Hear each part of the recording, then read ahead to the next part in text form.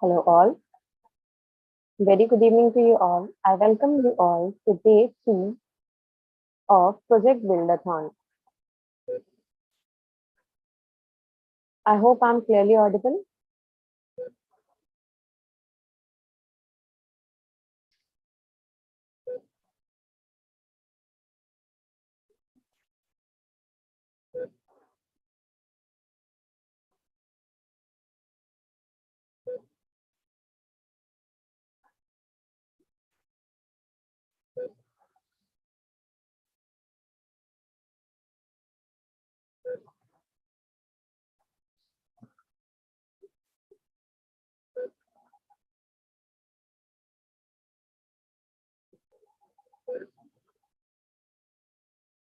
So let us all get started with today's content. And before starting with the content, I would like to ask you all, like we have given, there were some badges, some courses you have to complete in the course.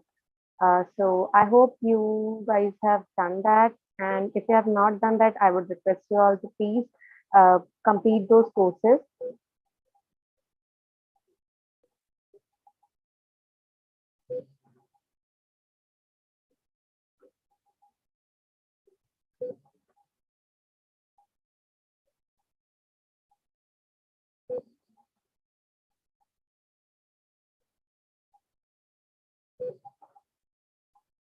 The courses that are given in the content.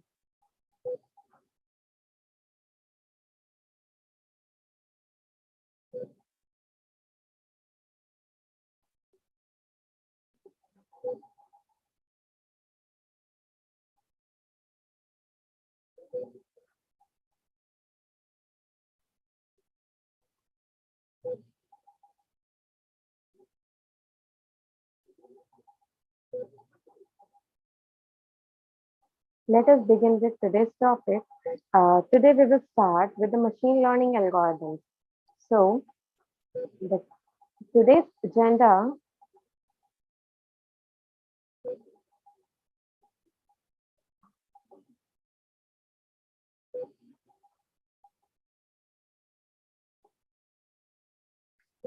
let us go through today's agenda first. So we will be getting started with machine learning algorithms today, and we will be doing some supervised machine learning algorithms related to regression problem. So in regression problem, we'll be going through simple linear regression problem, multilinear regression problem, and polynomial regression. Then we will be getting to know about evaluation metrics for regression algorithms.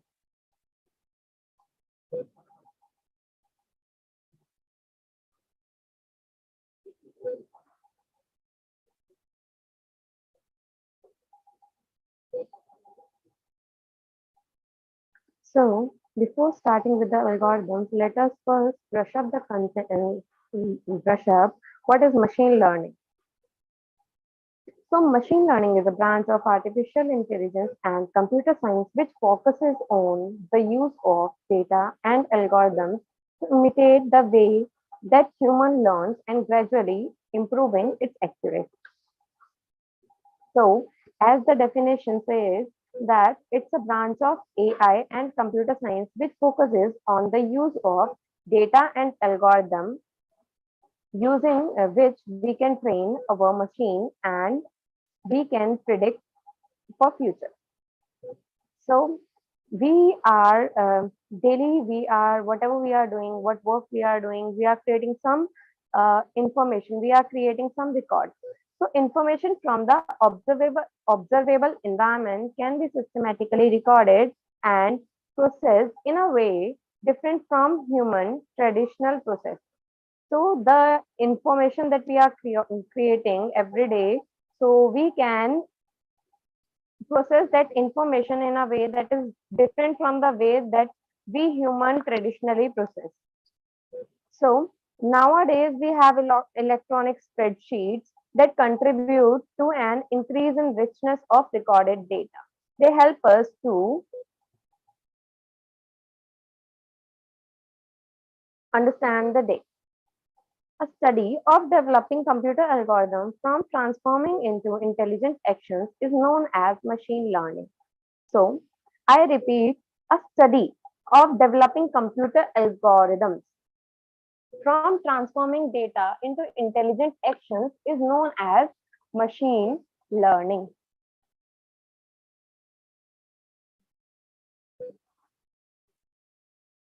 So, machine learning is a branch of AI where algorithms are used to learn from the given data and make future decisions or predictions based on the pattern that is learned by the machine from the data. It originates at an intersection of statistics, data science, and computer science.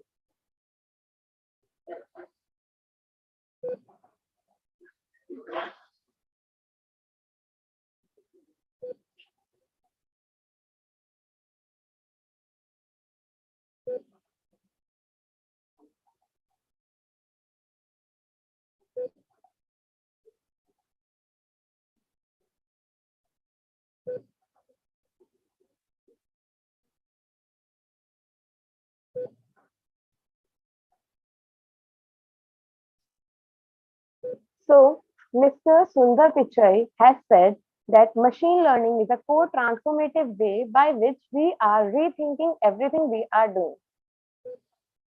So, hence, I conclude that machine learning is a way of making the machine learn from the data and make future predictions or decisions. I hope my audio is clear.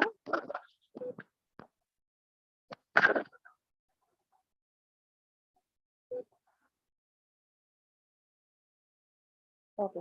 Thank you for your confirmation.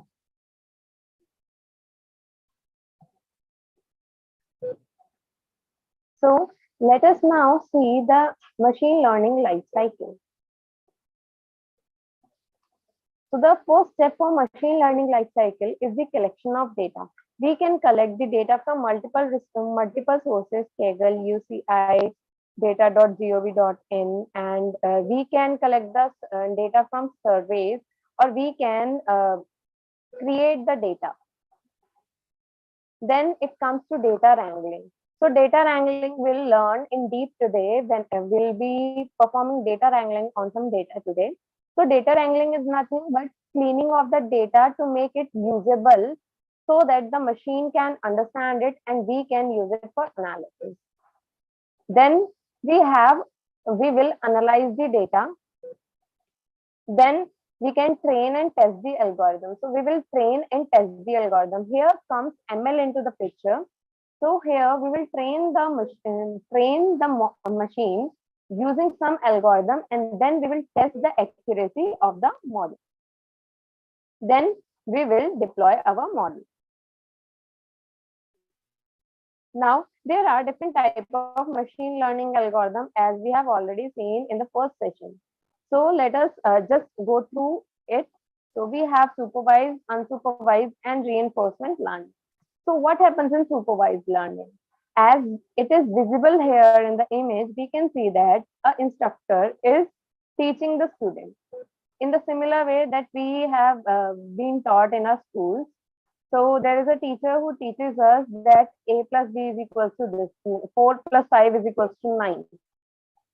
Okay, so he is giving us the value of, and this is a and this is b, and if you add them, it becomes 9. So we are being supervised. We are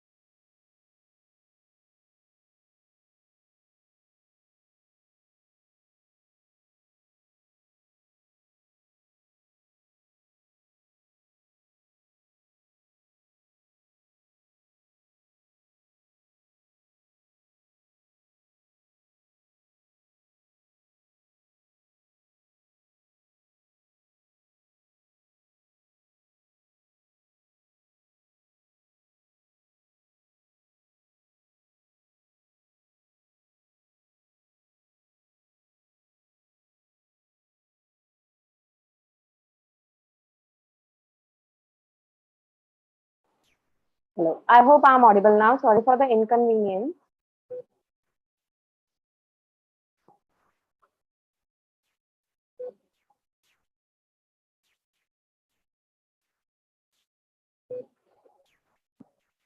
So yeah, we were at supervised learning. So in supervised learning,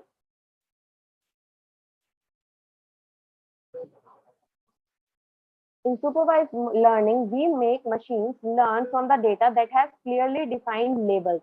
For example, in our childhood, we have been taught by our parents that this is an apple and this is an orange. Okay. So we know whenever next time we see the apple, we say that this is an apple and this is an orange. So they have given us the label that this is apple and this is orange. So similarly, our math teacher has taught us in the childhood about the addition, subtraction, division, and all the concepts. So our math teacher have told us that 2 plus 3 is equals to 5. So we have been given the labels to the data. So here we will predict for future. So my math teacher has taught me 2 plus 3 is equals to 5, 3 plus 4 is equals to 7. So now if my teacher asks me that what is 10 plus 12, so I will be able to answer him that 10 plus 12 is equals to 22. So I learned from the data and then I am able to give future predictions. I'm able to give outcomes for the given input. So this is what happens in supervised machine learning. We give fully defined data to our model.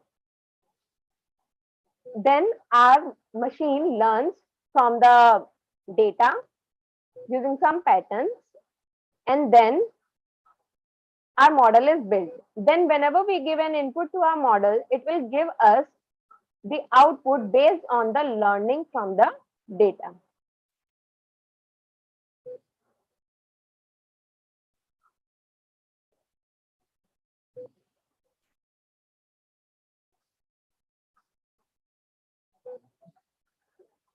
So now we have unsupervised machine learning.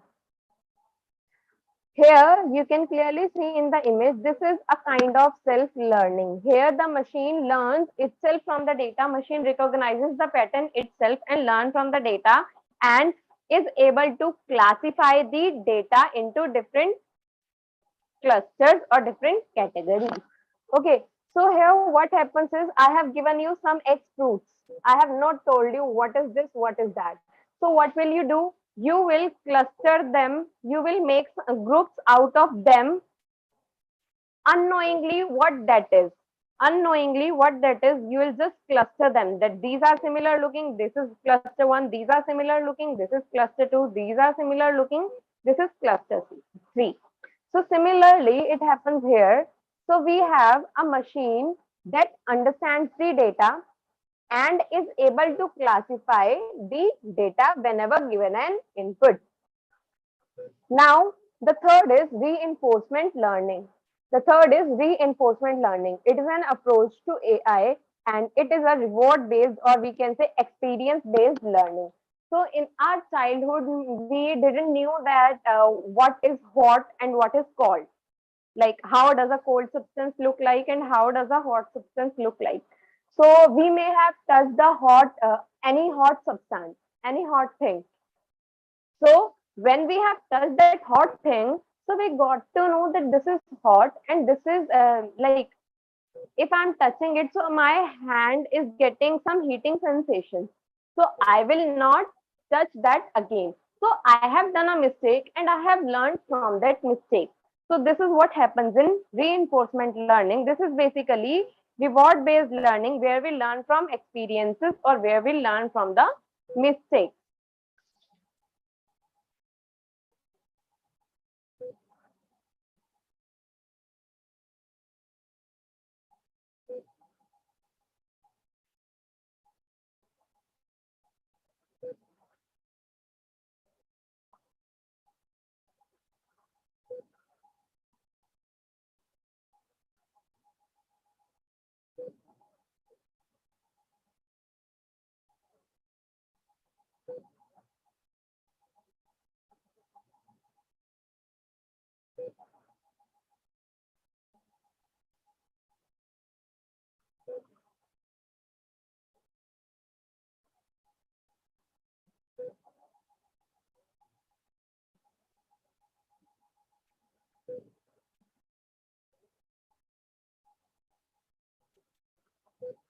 Yes.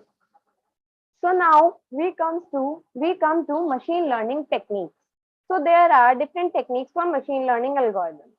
So the first technique here is regression, then we have classification, and then we have clustering. Okay. So regression, when do we use regression? Regression is used when we have to predict continuous type of value, when we have to predict continuous type of value. For example, I have to purchase a house. For example, I have to purchase a house. So I will be going on to some different sites and I'll be evaluating the houses based on some features. Okay. So house, so then I'll be predicting that if I want these requirements, then the price of house should be ranged in within this. Okay. So what I am doing, I am predicting on continuous value. I am predicting on continuous value, that is price. Whenever we have to predict price, temperature, and these type of continuous value, then we use regression. Then we come to classification. Classification is used when we have to predict categories. When we have to predict categories. For example, if I am going to build a model that will predict that the person is likely to get diabetes or not. If these are the input, that the person is likely to get diabetes. If these are the input, then the person is not likely to get diabetes. So here what I am predicting, if the person can be diabetic or not. So here I have two classes, yes or no.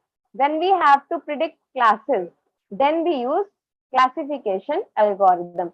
And when we do not have labeled data, when we have unlabeled data, then we form clusters. So then we use clustering technique.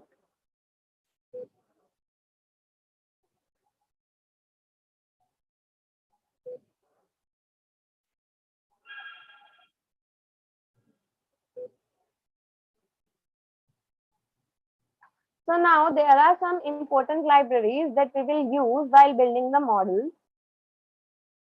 So pandas, numpy, and matplotlib, we have already worked on these three libraries yesterday. So today the new library is scikit-learn. So scikit-learn is a library in Python that provides us with many unsupervised and supervised machine learning algorithms and also some data preprocessing methods also. So today we will be using scikit-learn for our practical. So now we have learned about what are different machine learning techniques. So today we are going to start with supervised machine learning algorithms, and in that firstly today we are going to learn about regression algorithms. So let us see what is regression first. So let us understand what is regression.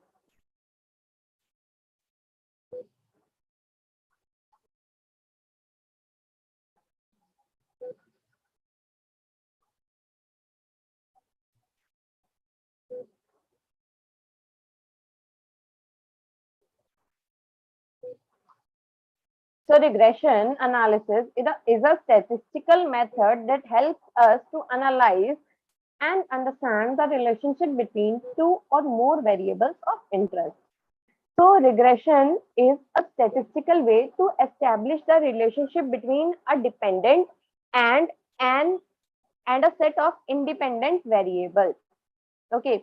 So in linear regression,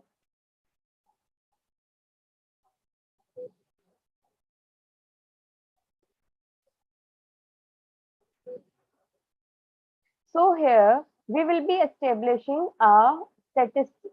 We will be establishing a relationship between a dependent and some independent variables.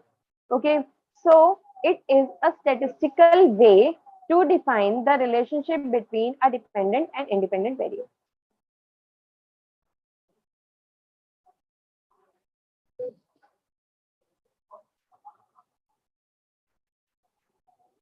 So now we are moving on to regression algorithm. So there are different type of regression algorithms: simple linear regression, multilinear regression, and then polynomial regression. So we are going to work on these three linear regression today. So let us when to choose regression. When do we choose a regression algorithm? When we are evaluating trends and we have to estimate sales, we can use regression. When we are analyzing the impact of price changes, as I have already told you.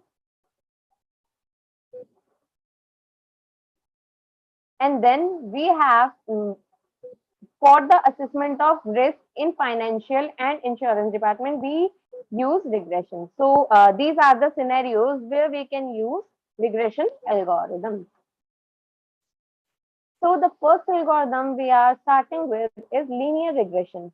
So let us understand what linear regression is.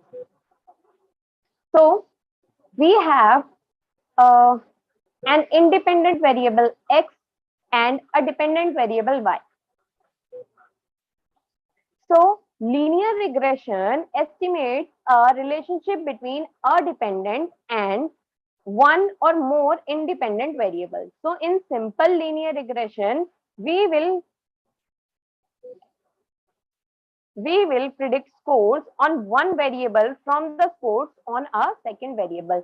So here we will be predicting the value of y that is dependent on x.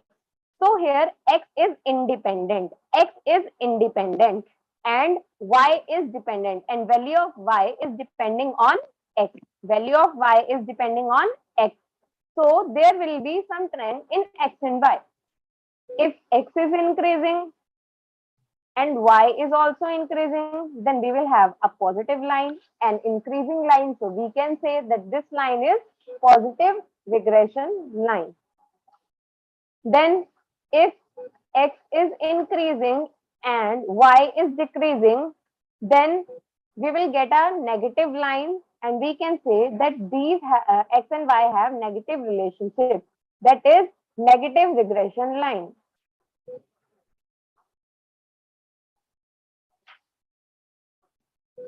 So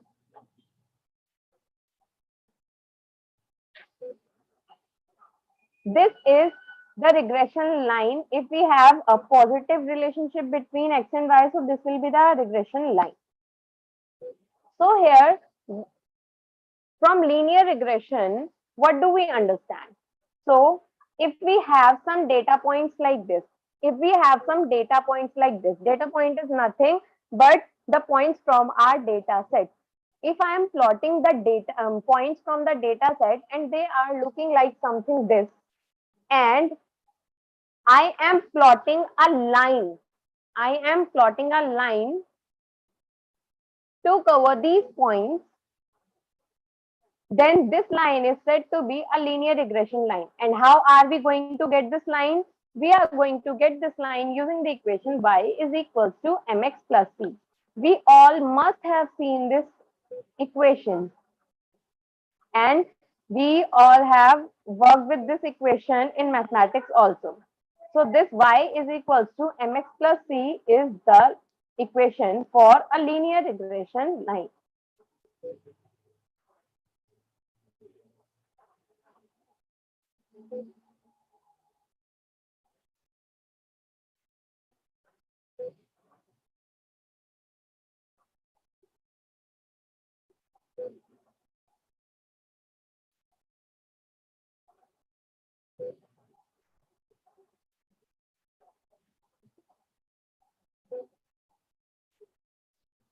So now let us understand linear regression mathematically. So we have the equation of line as y is equals to mx plus c. So where y is the mean of all the y values, c is the constant, m is the coefficient, and x is the independent variable. So we can say that x is here, x is nothing but x bar, that is mean of independent variable. Y is the mean of dependent variable. M is the slope of line. And C is the constant. And we have already learned in mathematics that this slope of the line is equals to y summation of x minus x bar into y minus y bar divided by x minus x bar raised to the square. So this is how we can calculate the slope.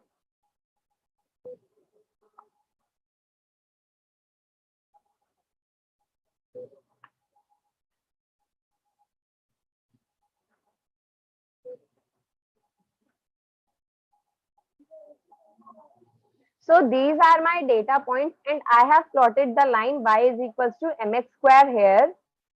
And after plotting the line, these blue color points are the original data points. These blue color points are the original data points. And here I have got some respective data points on this line. For these points, I have got the predicted value of y is this. The predicted value of y for the second point is this. For third point is this. For this point is this. For this point is this. And this. And so on. So here what happened is, here comes mean square error. Here comes mean square error. Because when we will plot this line, we are plotting the line for y. Okay. But these lines are not, the point on this line are not same as our data points. So we will have to calculate the difference between predicted y and original y. Okay. So this is the predicted y and this point on the line is the original, sorry, this point on the line is the predicted y and this is the original y value. Okay. So now this is the difference between these points. This is the difference between these points. Now we have to find this error, and this error can be found by y minus y bar, that is original value minus predicted value, and we will sum these values. We will sum these values to ignore the negatives. To eliminate the negatives, we will square these values. We will square these values to eliminate the negatives. So we will get some value of this error. So for getting a best performing model, the error should be minimum. The error should be minimum. So for our model to perform the best, we have to find a best fit line that has minimum value of this error. So our main goal here becomes to predict a best fit line where we are getting the minimum error,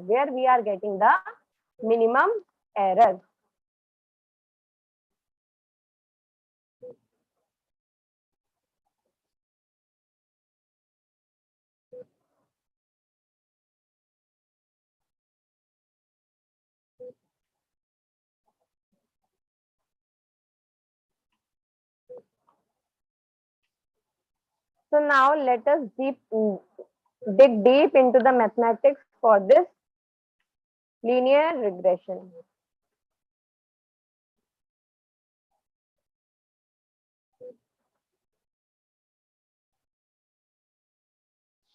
Yeah. So here I have some data points. I have this data. The value of x is 1, 2, 3, 4, 5 and y 3, 4, 2, 4, 5. Okay. So I have here calculated the mean of x, that is 3. Then I have calculated the mean of y, that is 3.6. You can calculate it. 1 plus 2, 3, 3 plus 3, 6, 6 plus 4, 10, 10 plus 5, 15. 15 divided by 5 is 3. Similarly, we will calculate the mean of y. Then we have to calculate the slope. We have to find the value for m. And for m, we require x minus x bar, y minus y bar, and the square of x minus x bar. So let us find the value of x minus x bar here. Let us find the value of x minus x bar. 1 minus 3 is minus 2. 2 minus 4 is,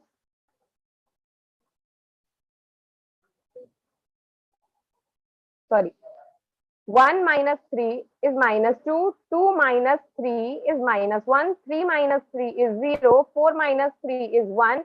5 minus 3 is 2. Similarly, here we have to subtract this value from this by mean. So 3 minus 3.6 is 0. Minus 0.6. 4 minus 3.6 is 0.4. Then minus 0.4. Then 2 minus 3.6 is minus 1.6. Then 4 minus 3.6, 0.4. Then 5 minus 3.6 is minus 1.4. And here we have to get the square of x minus x bar also. We have to get the square of x minus x bar also. This is positive.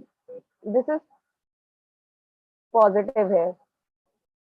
There is a mistake. This is positive here. So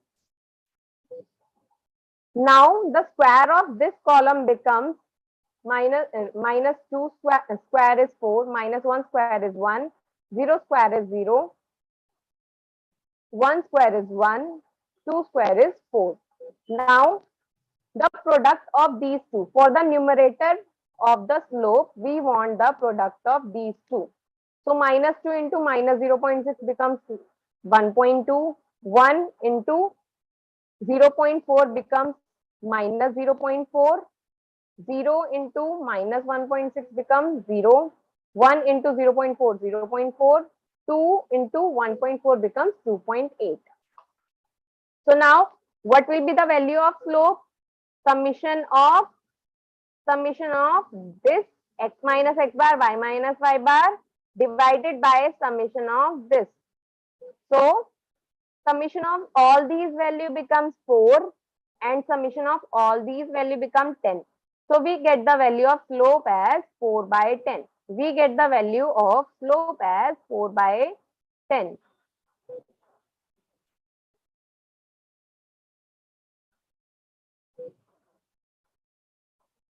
Okay, so this becomes 0.4. This becomes 0.4. This becomes 0.4. So mean becomes 0.4.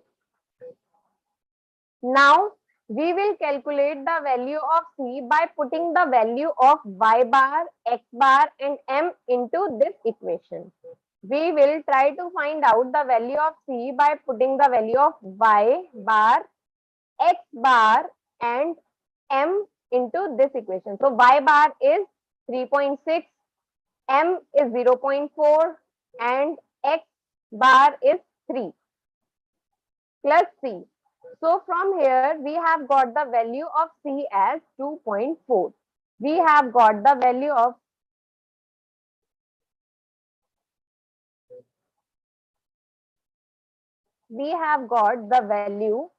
this as 2.4.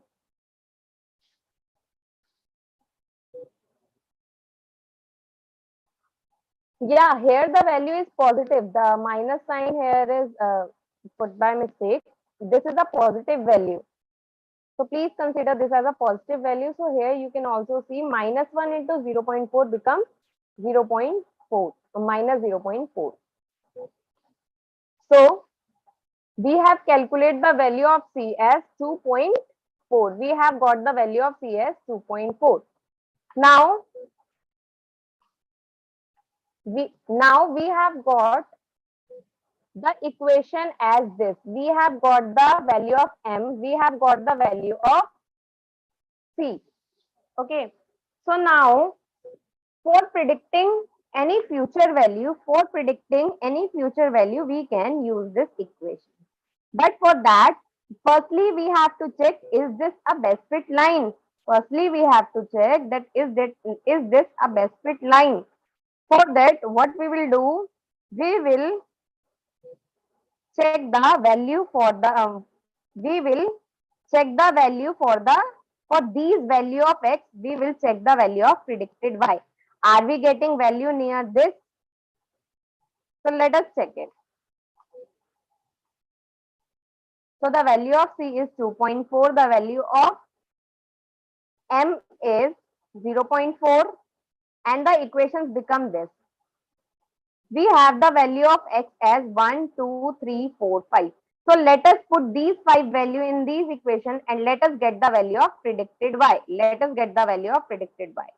So into this equation, when we put the value of x equals to 1, then this equation becomes y is equals to 0.4 into 1 plus 2.4. So 0.4 into 1 is 0.4 plus 2.4 becomes 2.8. So the value of y we get is 2.8. Then the value of y, when value of x is 2, we get as 3.2. The value of y, when the value of x is 3, we get 3.6. Value of y when x is 4 is 4. Value of y when x is 5 is 4.4. So these are the predicted value of y. These are the predicted value of y. Now let us plot the original values and predicted values. So this is a graph. Here the blue points you can see are the original value. The blue points are the original y values. So when x is equals to 1, y is equals to 3, x is equals to 2, y is equals to 4, x is equals to 3, y is equals to 2, x is equals to 4, y is equals to 4, x is equals to 5, y is equals to 5. So these were the original values. Now we are plotting these values. Now we are plotting these predicted value. So x is equals to 1, y is equals to 2.8 as predicted value. Then x is equals to 2, y is equals to 3.2. X is equals to 3, y is equals to 3.6. X is equals to 4, y is equals to 4. X is equals to 5, y is equals to 4.4. So these are the predicted value and we are getting this line here. Okay. Now let us calculate the mean square error. Now let us calculate the mean square error. So what will be the value of mean square error? Original y minus predicted y. Original y minus predicted y. Okay. So 3 minus 2.8 plus 4 minus 3.2 plus 2 minus 3.6 plus 4 minus 4 plus 5 minus 4.4. Okay. If we calculate this, so error becomes 0. Error becomes 0. So error becomes 0. Okay. So here we are getting 0 error. Now what we will do? We don't know that if this is the best fit line or not. So what can we do? We will change the value of slope randomly.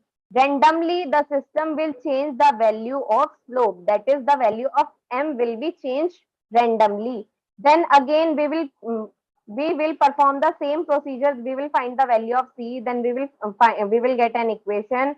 Then we will put the value of x in those equations. We will get some value of predicted y. Then again we will plot the graph. Okay. So here we got predicted value when x is equals to 1. We got predicted value of y as 2.2. When value of x is 2, then the predicted value of y becomes 3. Value of x is 3. Then the predicted value of y becomes 3.8. Then the predicted value of y x equals to 4 becomes 4.6. Predicted value of y when x is equals to 5 will become 5.4. Then we plotted the original data points and the predicted data points. Then again we will calculate the error. So here error we got this time is 1. error we got this time is 1.5. Okay, so we have there will be many iterations will be performed until we get a best fit line. So here what will happen, the value of m will be changed so that we can get a best fit line. So when I change the value of m to 1, this becomes c becomes 0.6 and the error value is 1.8. When the value of m is changed to 1.2, c becomes 0 and the error is 1.9. So out of these four iterations, in the first iteration, I am getting zero error. I am getting the minimum error. So what should be my best fit line?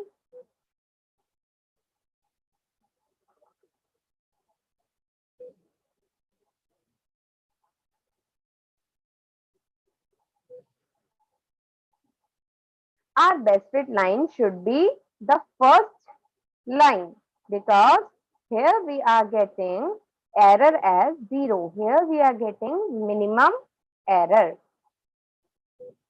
Yes. So our best fit line becomes y is equals to 0.4 into x plus 2.4.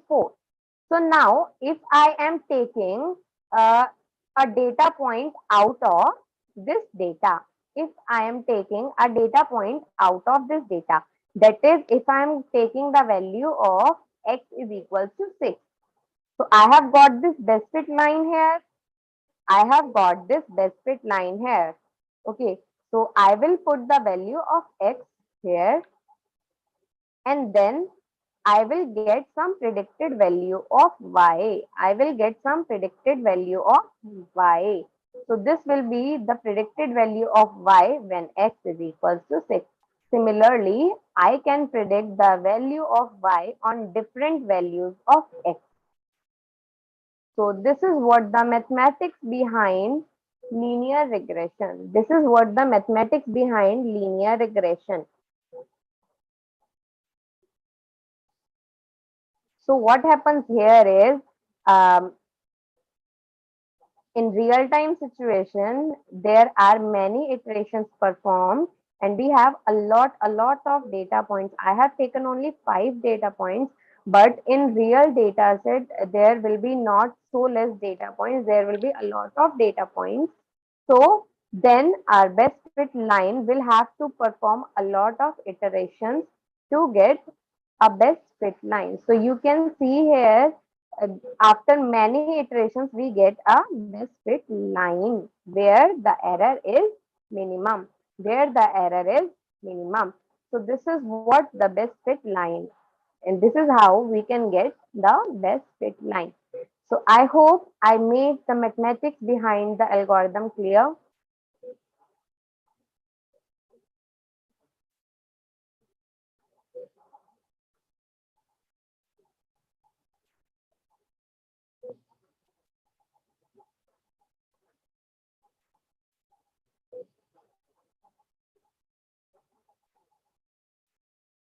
So I am summarizing the steps here.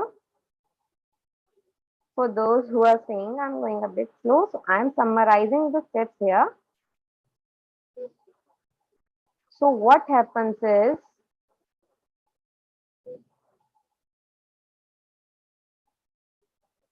yeah, I have some values of x, and then for those values of x, I have dependent y values. I have dependent y values. And then as we all know that the equation of linear regression is y is equals to mx plus c. For y is equals to mx plus c, I have x and y values, but I need the value of m. But I need the value of m and c. For that, what we will do here, y we will take as y bar and x we will take as x bar. X bar and y bar are the respective means of x and y. Okay, so we will calculate the mean of x, we will calculate the mean of y. Then we will find the slope of this line. Then we will find the slope of the line, that is m. For m, we need x minus x bar, y minus y bar, divided by x minus x bar raised to the whole square. So when we did the calculation, we got the value of m as 0.4. We got the value of m as 0.4. When we put this value of m is equals to 0.4 into this equation, then we got the value of c as 2.4. Then we got the value of c as 2.4.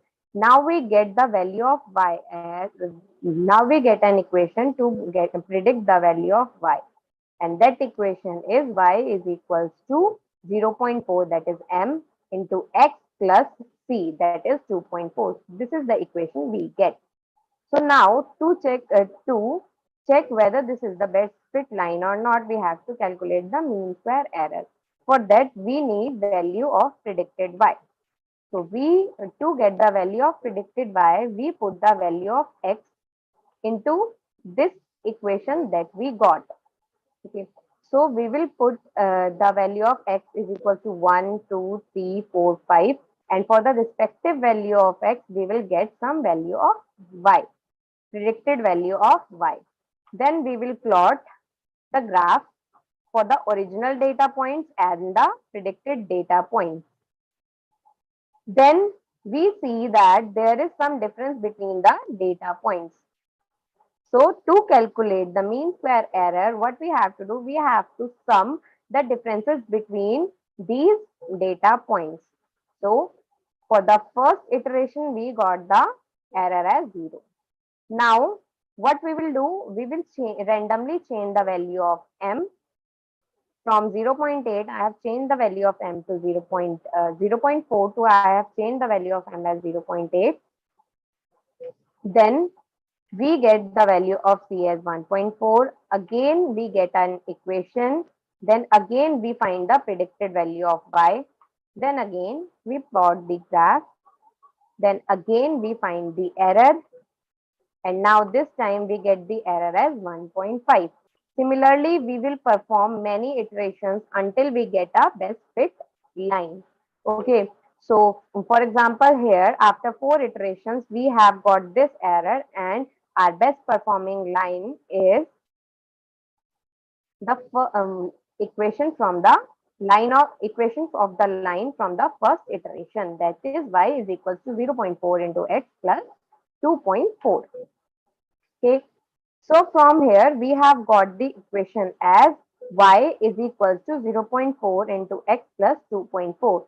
So we can use this equation to predict the value of y for any future data point of x. Okay, so now if the value of x is 6, so we got the predicted value of y as 4.8.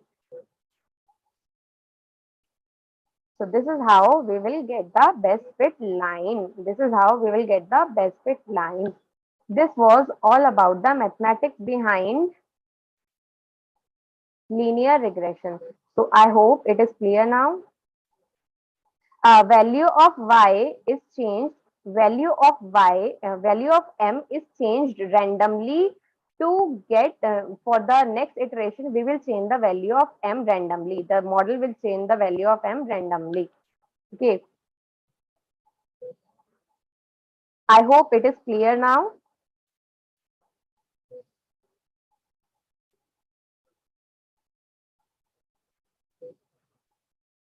Okay. So let us move ahead to the practical implementation of this linear regression. So I hope all of you are having your IBM accounts ready. I hope all of you are having your IBM accounts ready. So I would request you all to please log into your IBM Cloud accounts.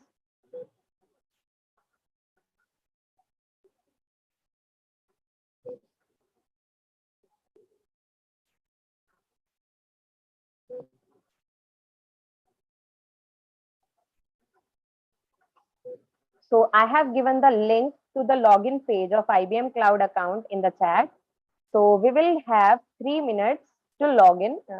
We will wait for 3 minutes for everyone to log into their IBM Cloud accounts.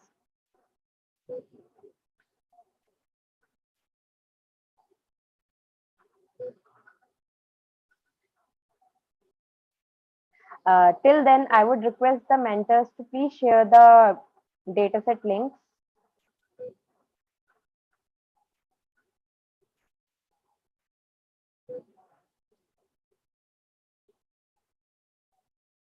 Mentors, can you please share the dataset links in the chat?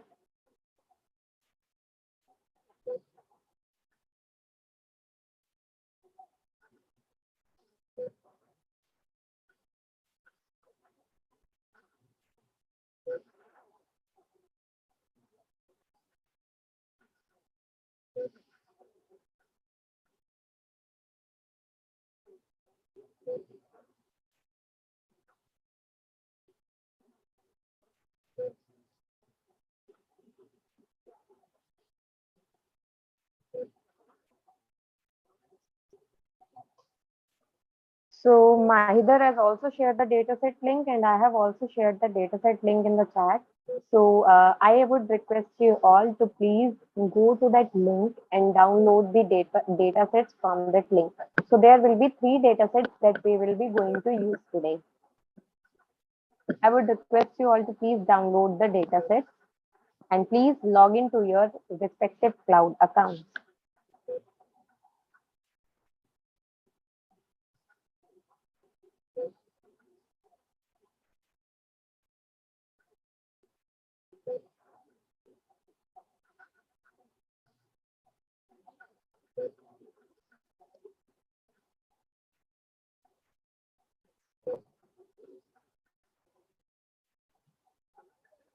So when you log into your IBM Cloud account, you will be landing onto this page.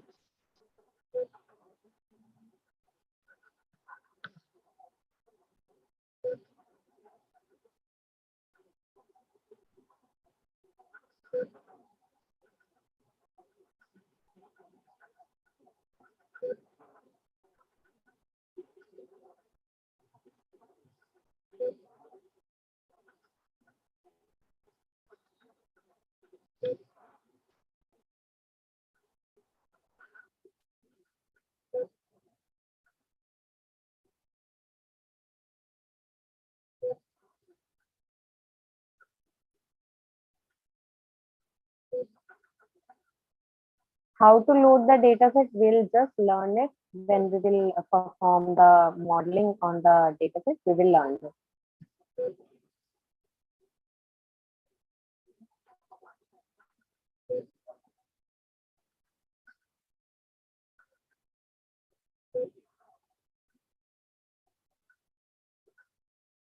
I have shared the dataset link in the chat. Also, Ms. Soumya Mohan Das has shared the dataset that we are going to use particularly for this simple linear regression. You can download that dataset also, but you can go to the drive link and download all the 3 datasets in one go from the link provided that are to be used in this session.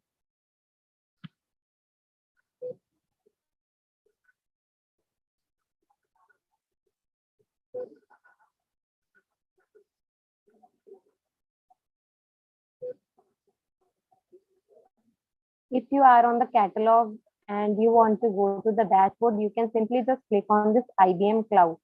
Simply click on IBM Cloud, you will be landing onto your homepage, that is your dashboard.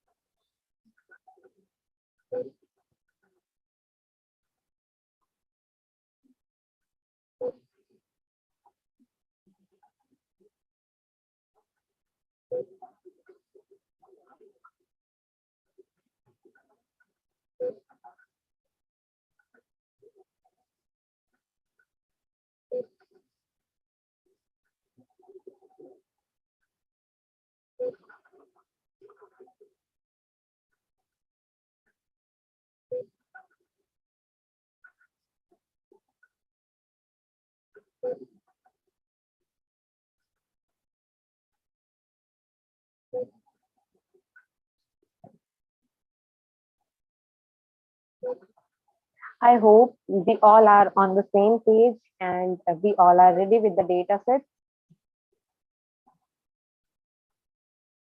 So let us begin with the practical implementation of linear regression. I would request you all, we are on the dashboard and we have built some resources yesterday, right? So I hope all of you have built those resources yesterday. I would request you all to please go to this main navigation bar on your extreme left top. And then from here, the second option is resource list. From here, the second option is resource list.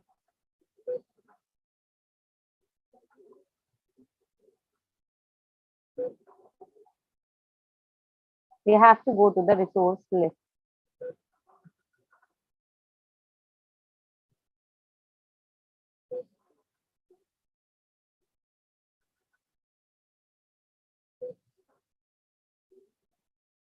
Link for drive.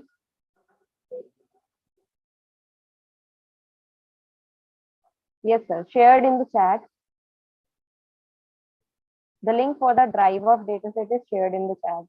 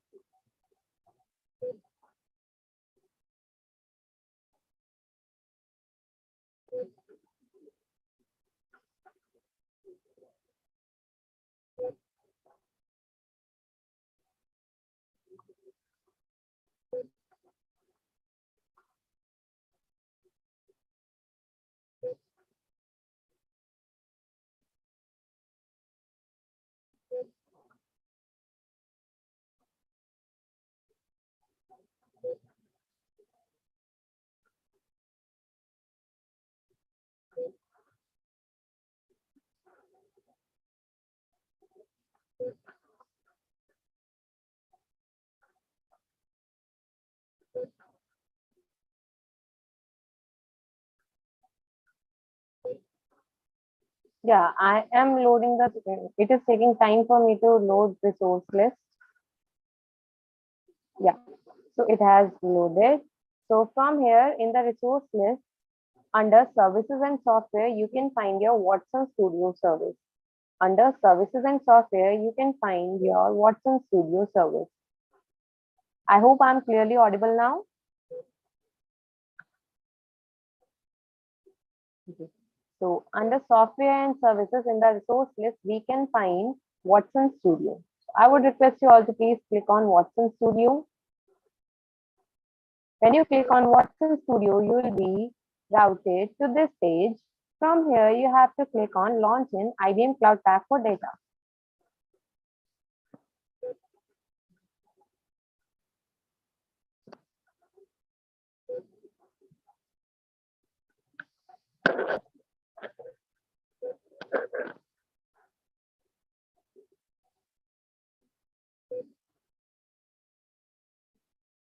You can close this dialog box.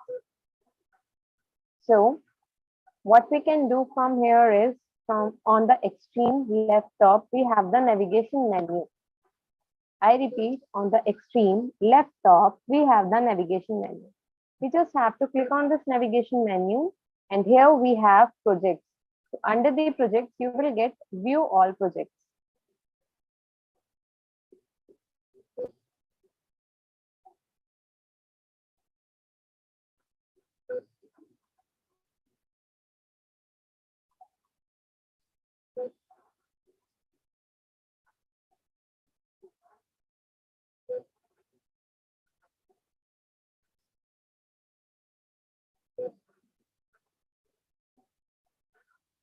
I hope we all are on the same page. If there is nothing under services and software, then you may not have created this Watson Studio service. If there is nothing under services and software, then you may not have created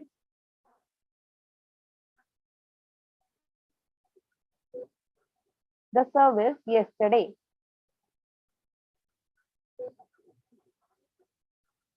So I would request you all to go to catalog and create two services, cloud object storage and then Watson Studio.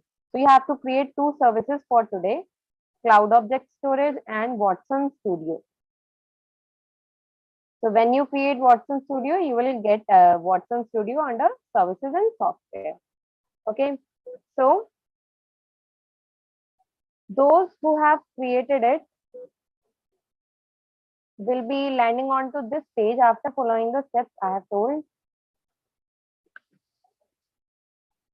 So I repeat the steps for Watson Studio. You have to go to this extreme top navigation menu. From there, you have to go to projects.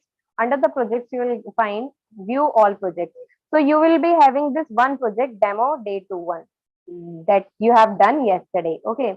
So here we have to create a new project. We have to create a new project.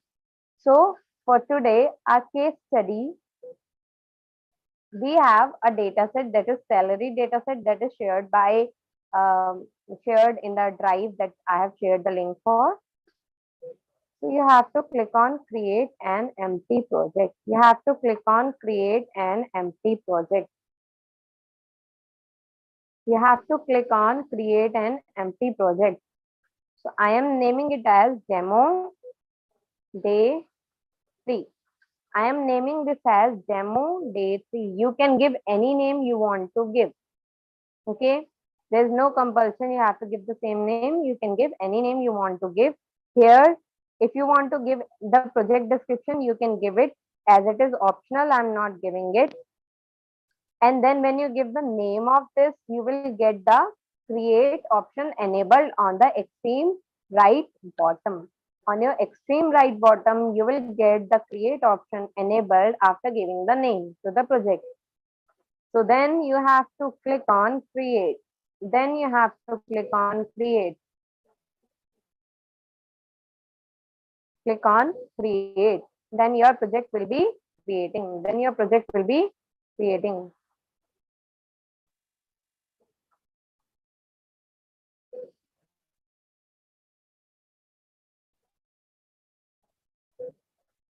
I hope you all are on the same page.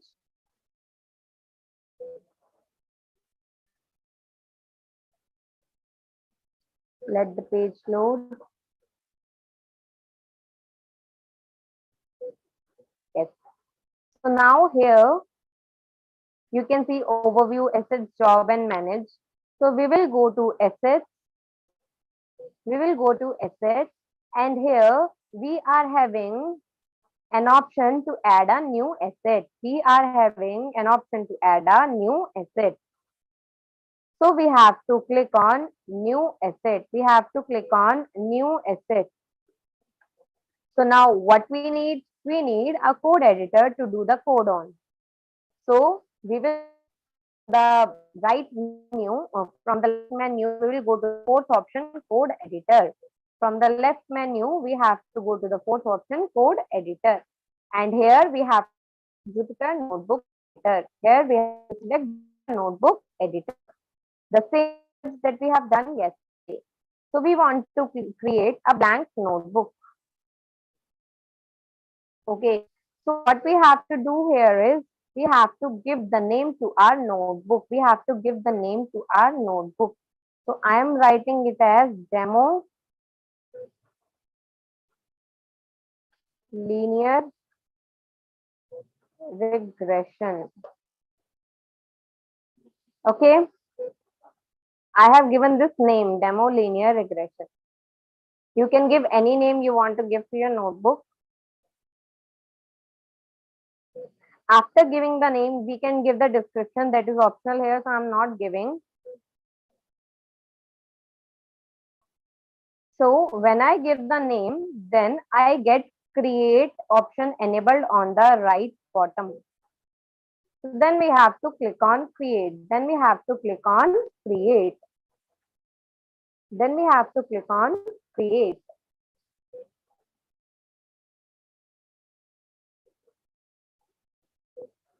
I hope I'm clearly audible and my screen is visible.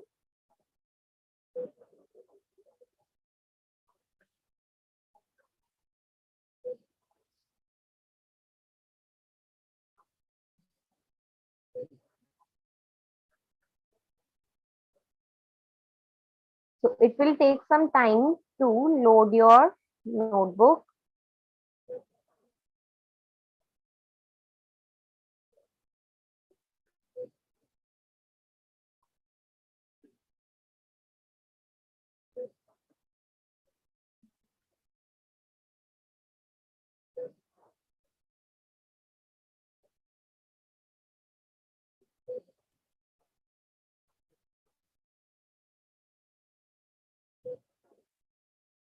So you can see that the notebook is loaded for me.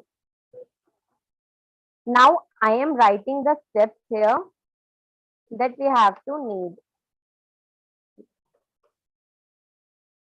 that we have to perform. Firstly, we need the data. So we have collected the data. I have shared the data to you. Then we should pre-process the data, pre-processing of the data, that is data wrangling. Then we need to do the model building. Then we need to test the built model. We need to test the model. Then we need to evaluate the performance of the model, evaluate the performance, evaluate the performance. That is, we have to calculate the accuracy, check the accuracy of the model. Then we have to predict, we have to predict with some random value, with some random value. Okay. So these are the steps that we need to follow. These are the steps that we need to follow. Okay. So we will be following these steps today.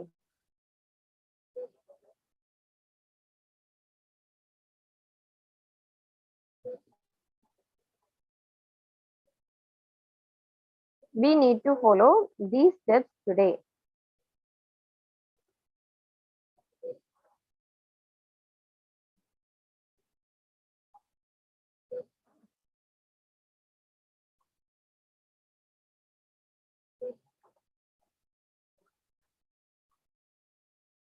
So we have collected the data.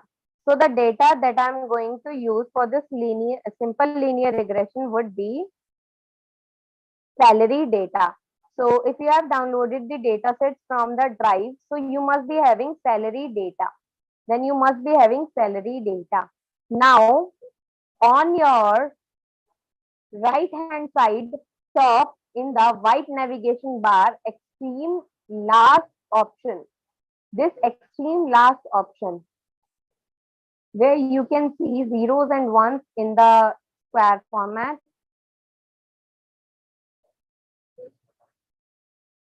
You have to click here.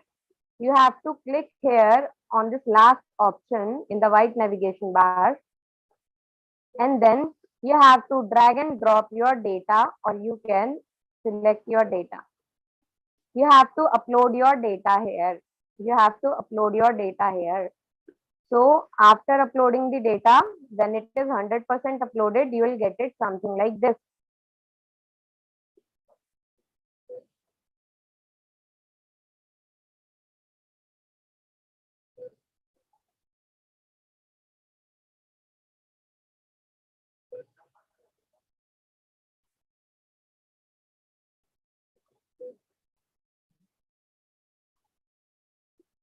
So I hope you all have loaded the data here. I hope you all have loaded the data here. So here now let us perform the first step, that is to import necessary libraries. To import necessary libraries. So necessary library that we need to import here are import numpy as np and import pandas as pd. So for now we need to import these two necessary libraries. So we have imported these two necessary libraries. So now how do we read the data here? How do we load the data here onto our notebook?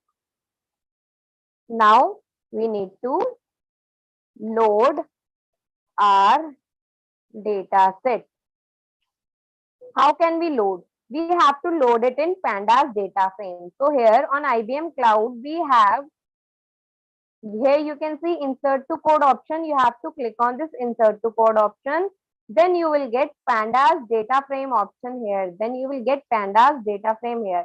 When you will click on pandas data frame, then your data set will be inserted here. Then your data set will be inserted to the code, and the name of dataset will be df underscore data underscore 1.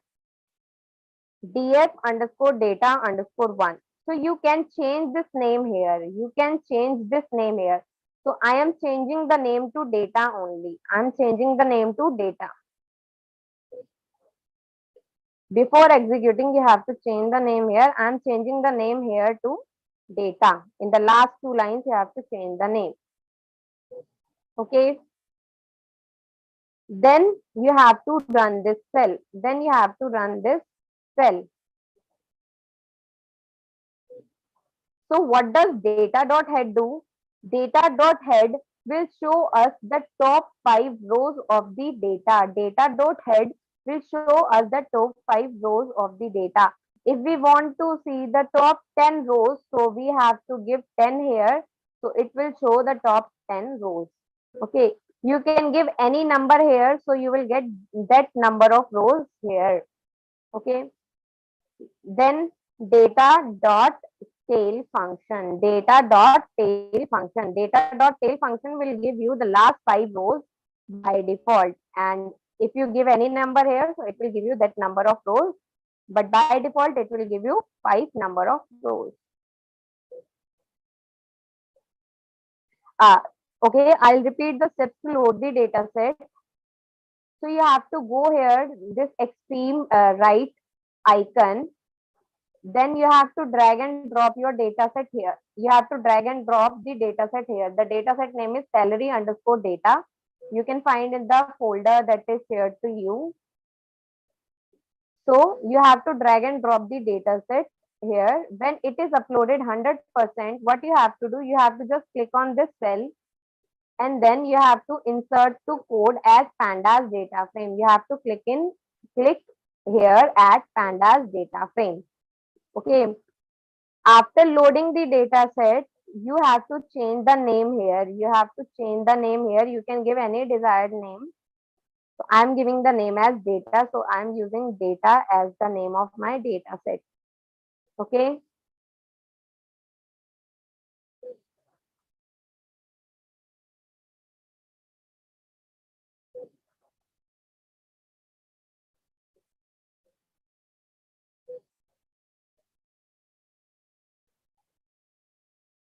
I hope the steps to load the data set are clear now.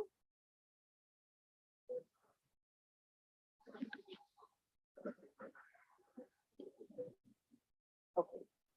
So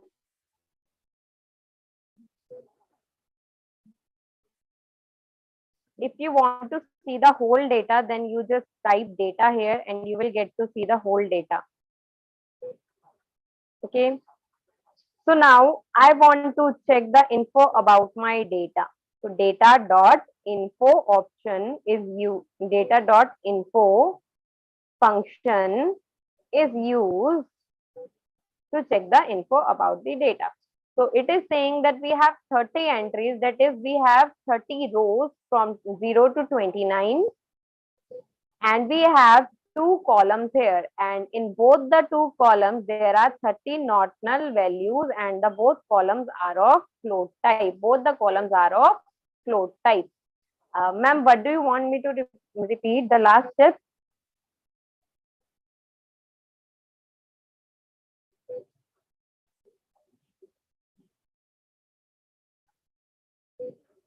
You just have to type the data name here and then run the cell.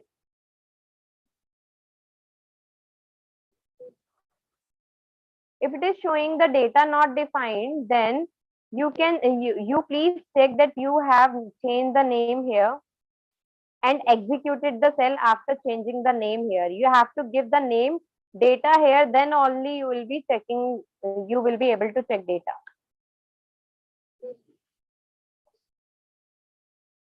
You have to use this command pd.read_csv, and inside this bracket you have to give the path and the data set name.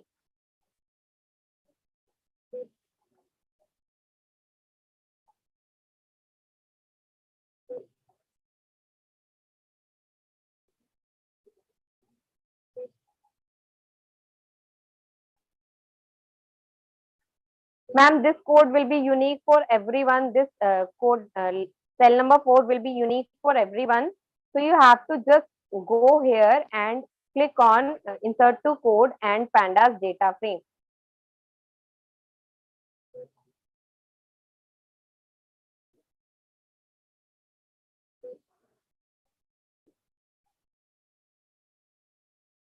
After that, I have checked the last 5 rows. Then I have checked the whole data.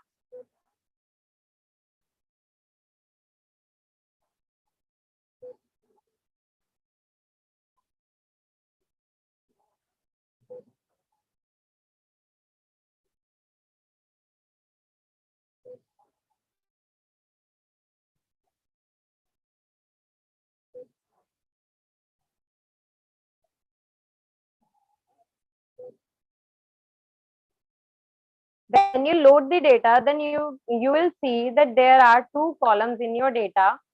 One is year of experience and the second one is salary. One is year of experience and the second one is salary.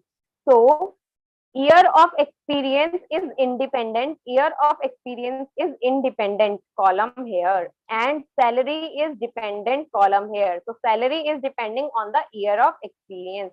If the person is having experience of 1.1 year, then the salary will be this. If the person is 1.3 year experience, then the salary will be this. If the person is 1.5 year experience, then the salary will be this. So this is how our data is. So now I have checked the info about my data. I have checked the info about my data. So data.info function is used to check the information about your data.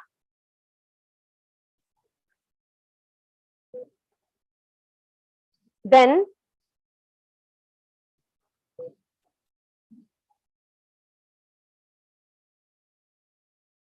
we can check the shape of our data. So the shape of our data is 30, 2. That is 30 rows and 2 columns. 30 rows and 2 columns.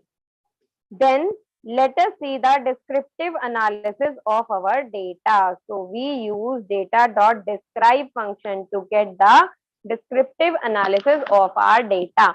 So you can see the count for both the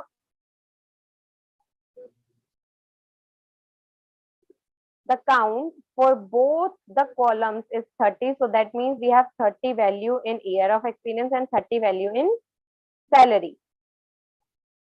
Then the mean of all the values in year of experience is 5.3133, and the mean of all the value in salary is this. Standard deviation for the respective columns is this. Minimum value for the respective columns are these. Maximum value for the respective columns are these. 25 percentile, 50 percentile, and 75 percentile are these. Okay. So now let us move on to data pre-processing part. Let us move on to data pre-processing part. Now we are starting to perform data pre-processing. Data pre-processing.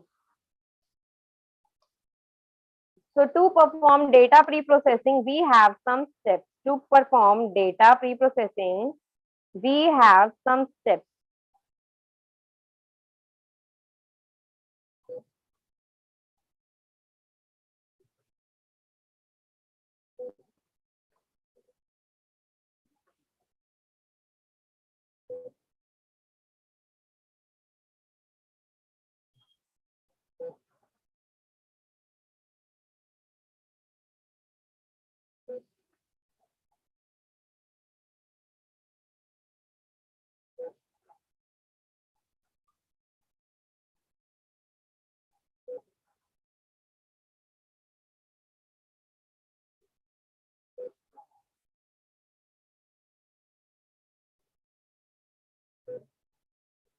So the first step here is to handle missing data.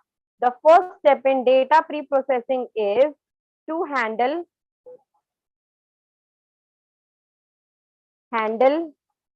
missing data.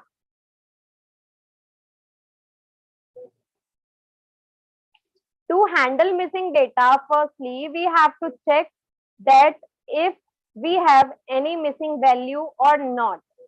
Am I audible? I hope I'm clearly audible.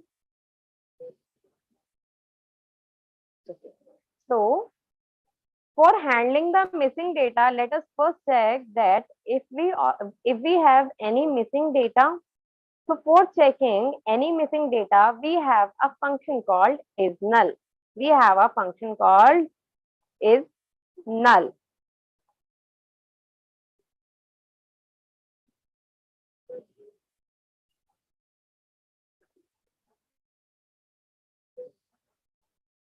So we will give the dataset name dot is null dot any. Dot any will help us tell that if there is any null value in the respective column. Let us see.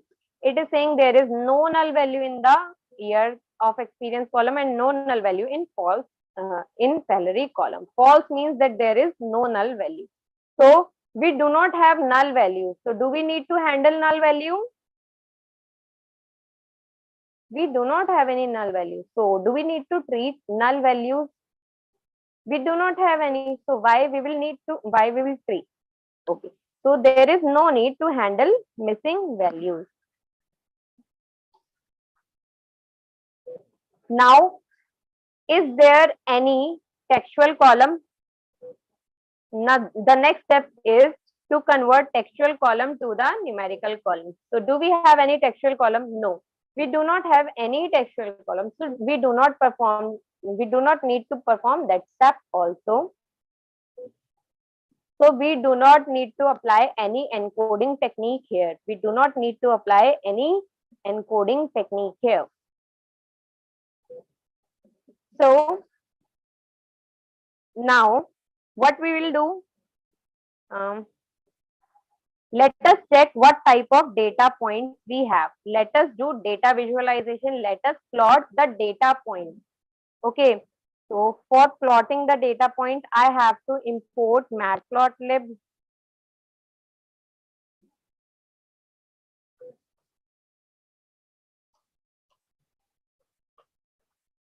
So I have imported matplotlib and then I am using plt.scatter. I am using a scatter plot to plot the points. I am using a scatter plot to plot the points.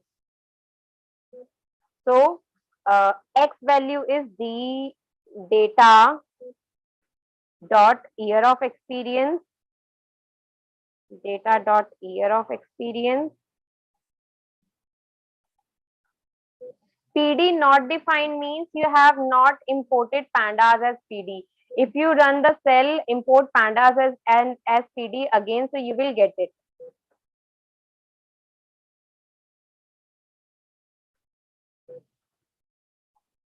So for the X, I am taking data dot year of experience, and for the Y, I am taking salary column from the data set.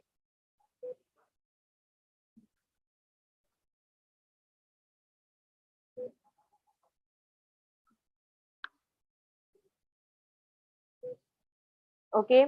So I have plotted a scatter plot to see the data points. So these are my data points. So I have to find a best fit line for the model, for the linear regression model. Okay.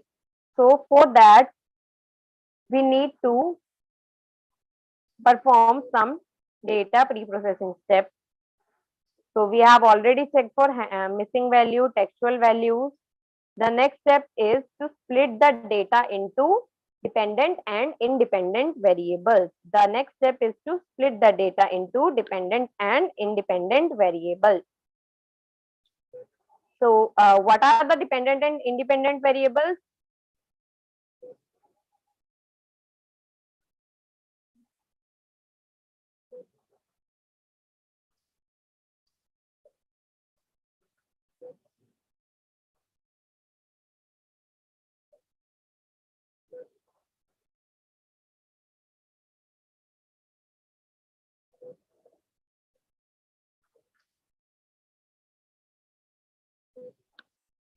Okay, so I have to split my data into X and Y, that is dependent and independent variables. So X is for independent variable. X is for independent variable. So data dot I log. What is I log? I have already explained in yesterday's session. It is integral location. Okay. So I log of all the rows, comma, 0 to 1 column. So here what happen is, here how do we do the splitting is, here we need to have our rows, and here we need our columns. Okay, so I want all the rows. So column is for all the rows, and for the columns I need only the first column. That is 0th column. So 0 to 1, where 1 will not be included, only the 0th column will be included. So here I will get only this 0th column,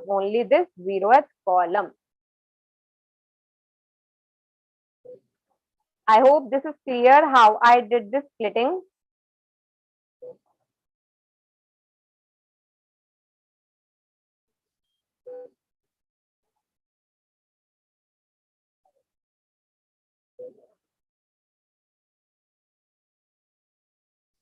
Okay.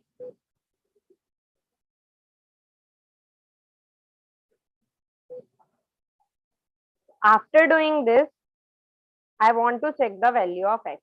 So you can see the value of X. In the X, I have the value of year of experience only. Similarly, we will do for Y. So for Y, I am going to split data dot ilog of all the rows and first column, that is 1 column 2. So I need the first column here. I am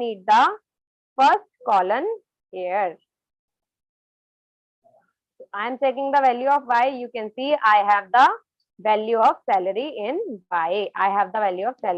Y. Okay. Now let us check the type of Y.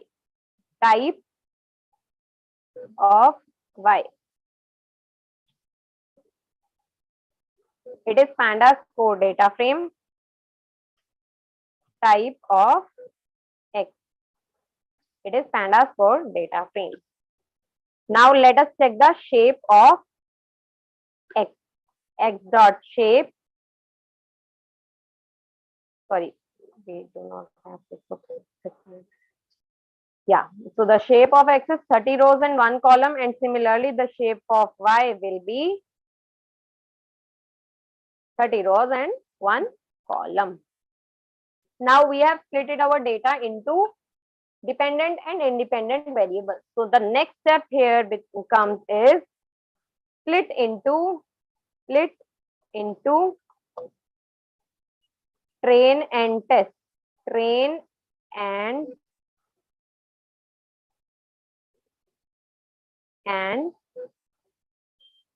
test. Okay. So to split into train and test. To split into train and test, sklearn has provided us with a function. Scikit-learn library that I have told you in the beginning of the session. So scikit-learn library has provided us with the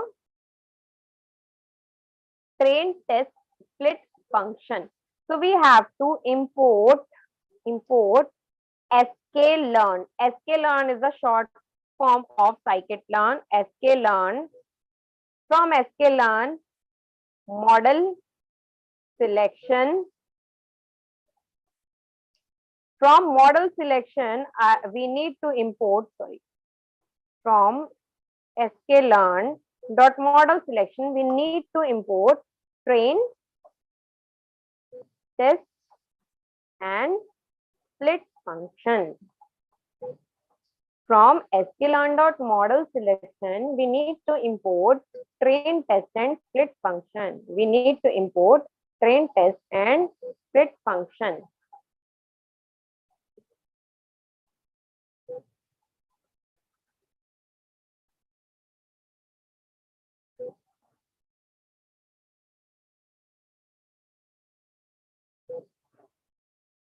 Okay.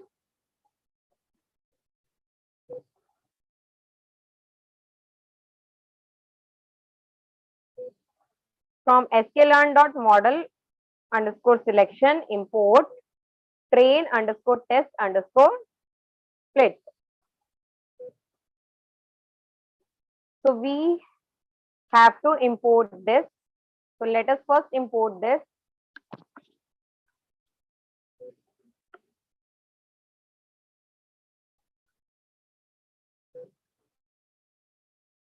After importing this, we need to apply this train test split onto our data set. So let us apply train test split onto our data set. For applying train test split on our data set, we need to create 4 variables: x underscore train, comma, y underscore train, x underscore test, y underscore train, comma, y underscore test. We need to create these 4 variables, and value of these variables will be equal to train test split of the value of x and y, with the test size of 0.2, comma, the random state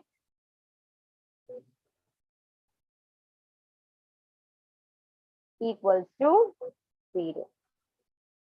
Okay. So I have applied this.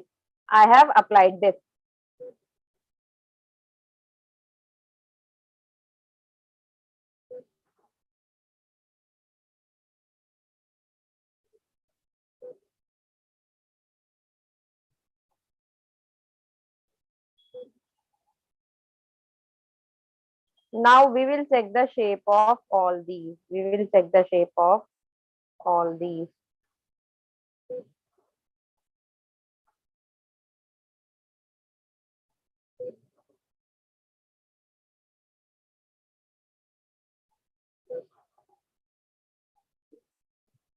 Okay. So X train are my training input. X train are my training inputs, and X test are my testing inputs. Y train are my training output, and Y test are my testing outputs. So basically we need to predict Y here. We need to predict Y here. So that is why Y I have called output, and on the value, on the basis of X value, based on X value, I have to predict the value of Y. So for input, I will be giving X values. So that is why I have given inputs to the X. So X is split into train and test. Y is split into train and test. Okay. So how is the splitting done? Splitting is done. You can see the test size here as 0.2. You can see the test size here as 0.2. Okay. So in total, we had 30 rows. In total, we had 30 rows. Test size 0.2 means the size of the test samples would be 20%. The size of the test samples would be 20%, and the remaining 80% will be in train set. The remaining 80% will be in train set. So I hope this test size is clear now. So here also you can see in train set, in X train, we have 24 rows, 1 column, and in X test, we have 6 rows and 1 column.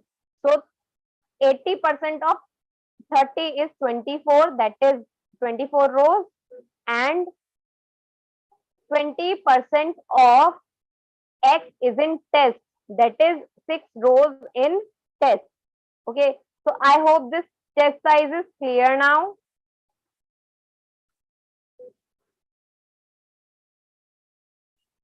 Okay, so now what is this random state here? Random state is whenever we do the splitting, no, whenever the iterations are performed, then if I do not give the random state as 0, then the value of those inputs will keep on changing. And when the value of those inputs will change for every iteration, so we will get, it will affect the accuracy of the model. So that is why here we give random state as 0. Okay. All the data pre-processing for regression are done here. Okay. So now what we need to do? Now what we need to do? We need to build the model. We need to do the model building. So now let us do model building. So we are building model for linear regression. We are building model for linear regression. Okay. So we will use scikit-learn library. We will use scikit-learn library. So from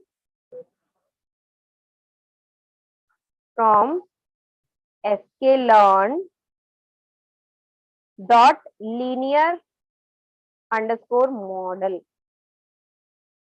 we have to import linear regression from sklearn dot linear model. Import linear regression. Please keep this L and R as capital. Please keep these L and R as capitals. Okay. So let us first load this library. Let us first load this library. We have loaded the library. So I hope we all are at the same step. I hope we all are at the same step.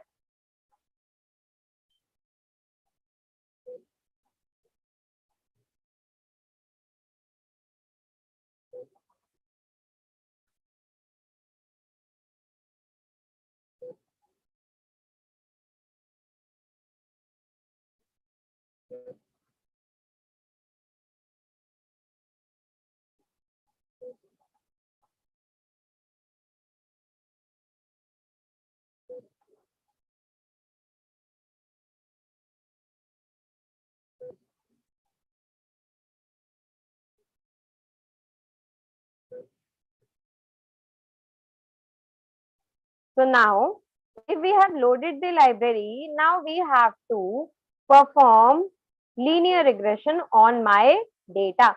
So I have to fit the training data to the model. I have to fit the training data to the model. Okay. So for that, firstly, we will need to create an instance of this linear regression. So I am creating LR as the instance of this linear regression. Okay. Then now LR is my model. Now LR is my model. So this LR, to this LR, I will fit my data, that is X underscore train. We have to fit only training data, the data that we train our model on. So we have to train our data on inputs, training inputs and training outputs. So X train and Y train. Run the cell, you will get this. Okay. So we have built our model. We have built our model. After building the model, the next step is to perform testing. To perform testing. So we need to perform testing on the testing inputs. So what are the testing inputs? What are the testing inputs? Testing inputs are X underscore test. Okay. So the set for testing input is X underscore test. So to predict the value, what do we need to do? We need to use dot predict function. So LR is the model. LR dot predict. LR dot predict. Under the predict, we want to give the value on which we want to predict the predicted value. So we want to predict the value on X test. We want to predict the value on X test. And these would be my Y-pred values. These would be my Y-pred values. These would be my Y-pred values.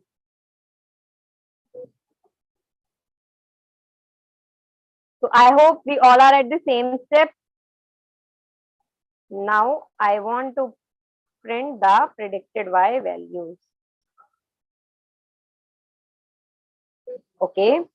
So now let us execute this step. So these are the predicted value for excess values. For the excess value, these are the predicted value. But we have the original values also. We have the original value for this also. That are Y underscore test values. So let us compare these values. Let us compare these values. So for the first, we have got 40,748, but the original value is 37,731. There is some difference. For the next, we have the predicted value as 1,22,699, and here it is 1,22,391. Some difference is there.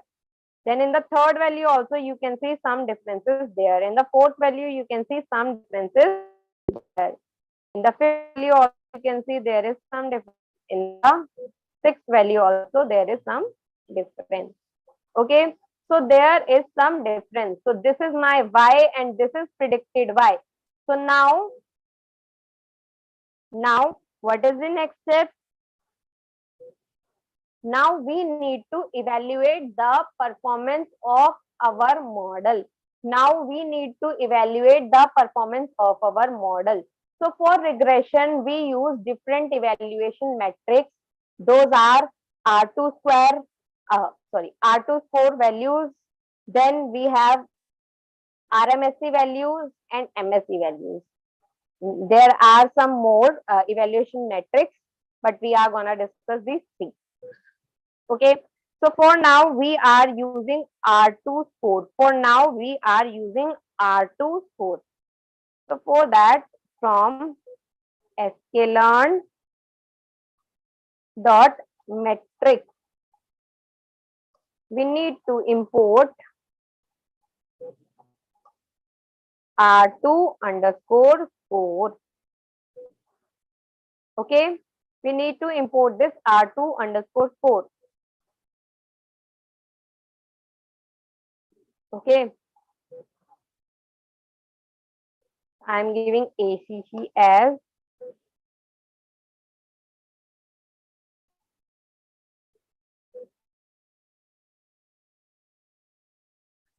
R2 underscore 4.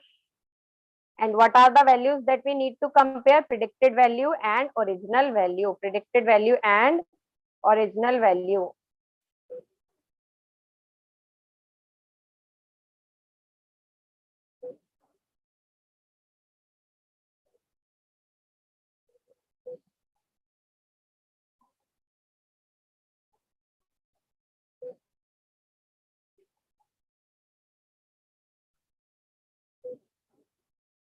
So now, sorry,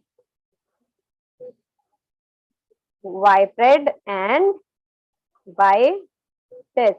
Y-test are the original Y-test value or Y value, and Y-pred are the predicted Y value. Okay. So the R2 score we have got is 0.98. 0.98.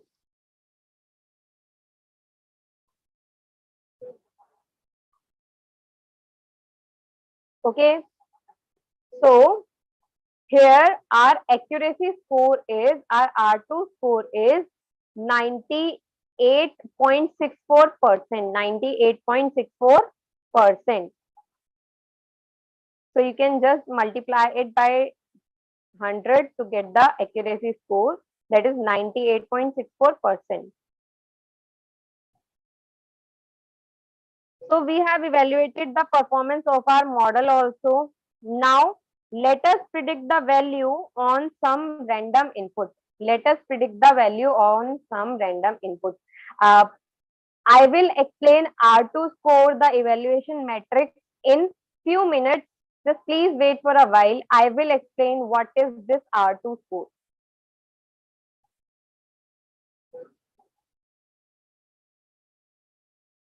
Okay.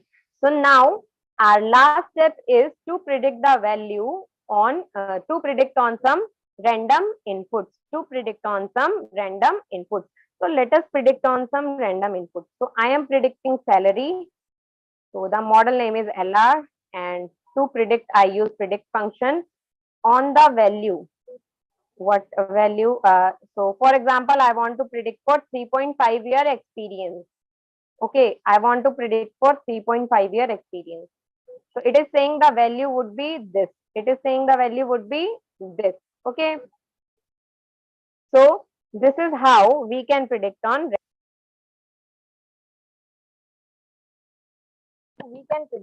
random values. Okay. So now let us plot this best fit line. Let us plot this best fit line.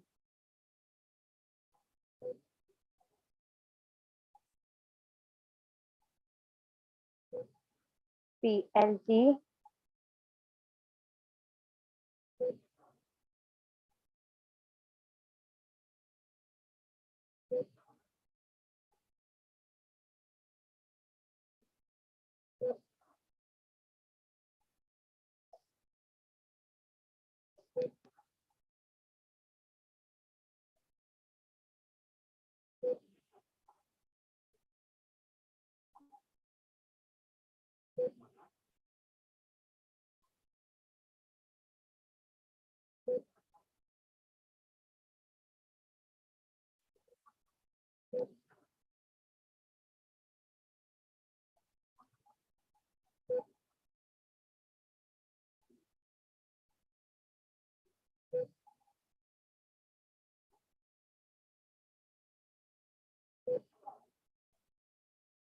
So here what I have done, I am plotting a scatter plot for X-train and Y-train values, and here for the same X-train value, and I am plotting X-train and predicted value for X-train, that is predicted Y-train value. Okay, so let us plot the graph. So this is how we get the best fit line. This is the best fit line we have got. This is the best fit line we have got.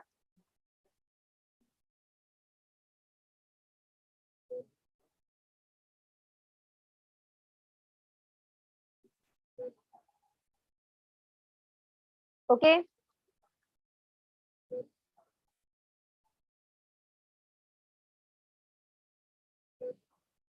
So we are done with our model that is 98% accurate, and we have built that model using salary data set, using linear regression, using simple linear regression. So here, what we have done, we have just taken a single input on which my output is depending.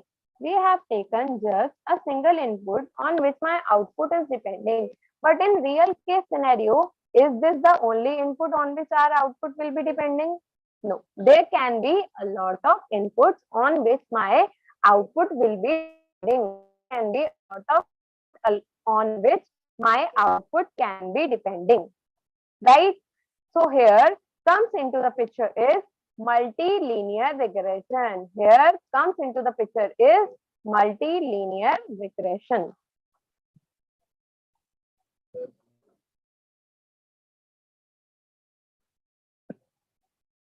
I hope we all are done till here. I hope we all are done till here.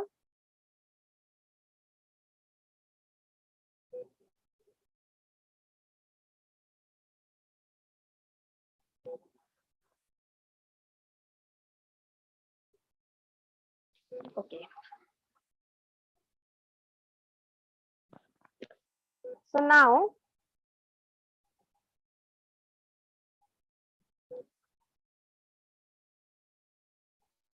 let's move on to the next algorithm, that is multilinear regression.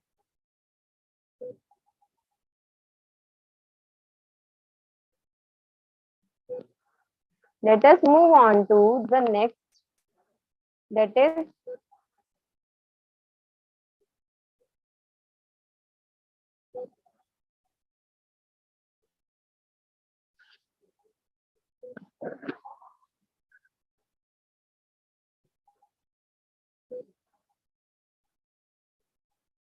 multilinear regression.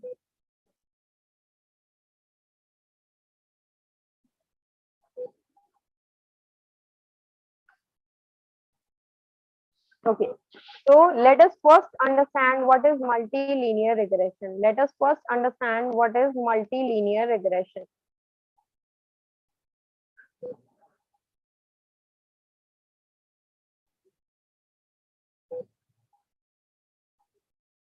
Multilinear regression, also known as simply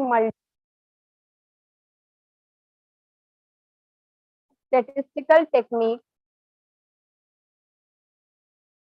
is a statistical technique that uses several explanatory variables to predict the outcome of a response variable. So here what happens in multilinear regression, in simple linear regression, we had only one input, and on the basis of that one input, we were predicting the output. But here we will have multiple inputs. Here we can have two or more than two inputs. Okay. So when we have two or more than two inputs, then we apply multiple linear regression. Then we apply multilinear regression or multiple linear regression.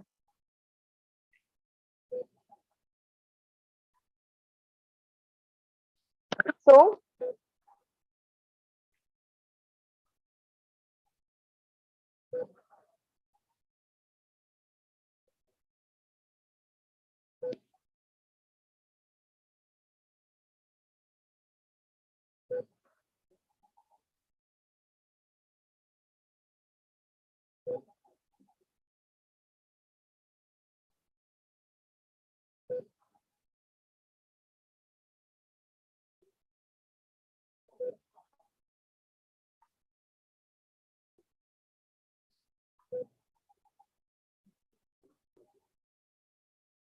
this is our linear regression line.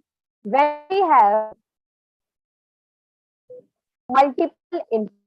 Like for example, we have taken an example of house price here.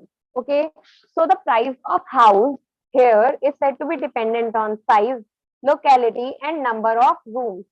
Okay, so here the size is the first feature, locality is the second, and the number of rooms is the third, on which my price is dependent. So price, that is y, this is dependent on x1, x2 and x3, that is size, locality and number of rooms.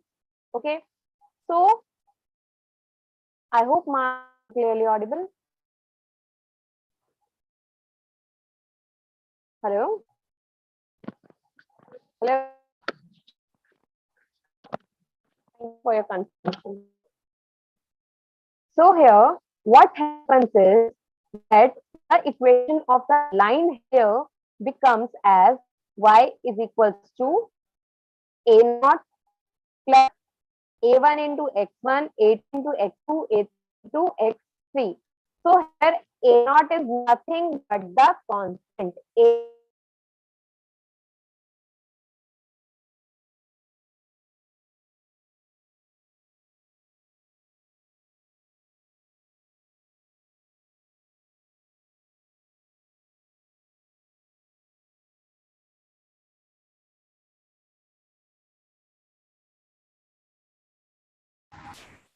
Hello, I hope I'm audible now.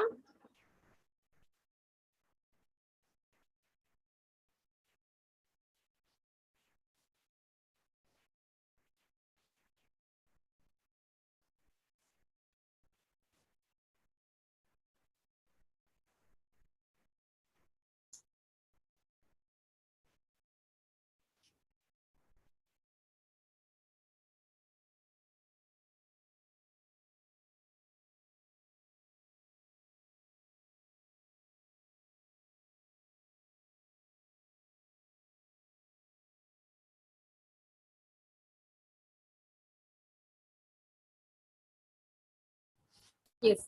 So here what happens is the equation of the line becomes as y is equals to a naught plus a1 into x1 plus a2 into x2 plus a3 into x3.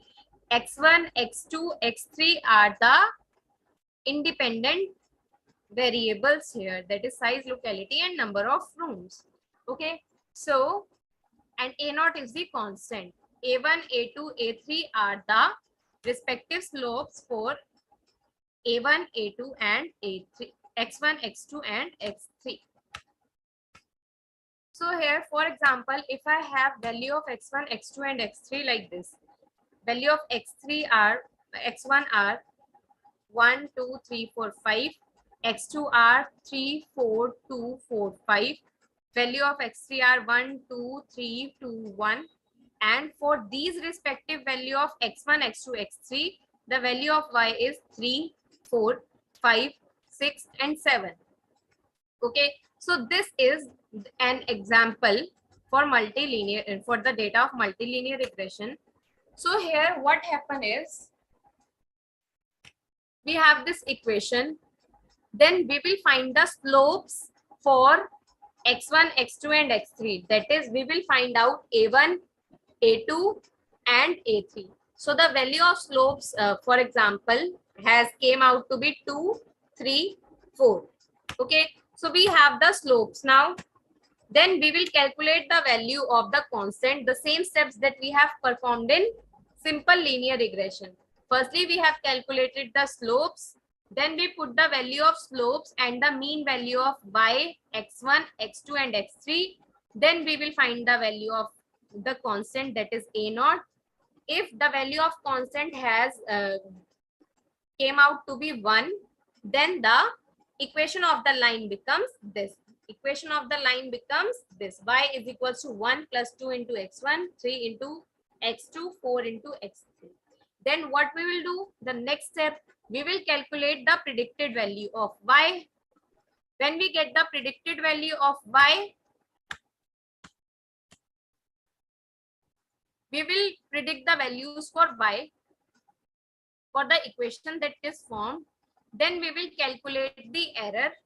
Okay, when we calculate the error, after that what we will do, we will change the slopes of each independent variable. That is, we will change the value of a1, a2 and a3. Similarly, we have changed the value of m. Similarly, we will change the value of x, a1, a2 and a3 here. Okay, so the value of slopes will be changed. Again, we will get one equation, and again the steps from 1 to 4 will be repeated. Similarly, we will perform these steps until we get the best fit hyperplane. In simple linear regression, we were finding out the best fit line, but here our plot will be a 3D plot. Our plot will be a 3D plot. So what we will get here? We will get a hyperplane here. We will get a hyperplane here.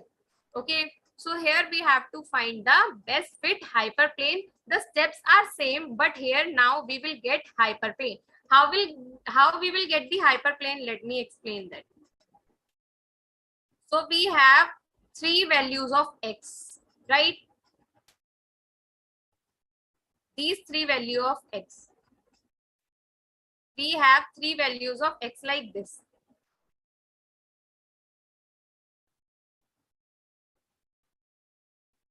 x1, x2 and x3. I'm trying to make it that we can visualize, but on 2D plane we cannot visualize a 3D plane.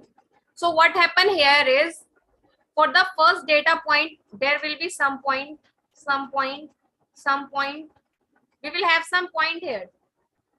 Okay. So we will get a hyperplane like this. We will get a hyperplane like this.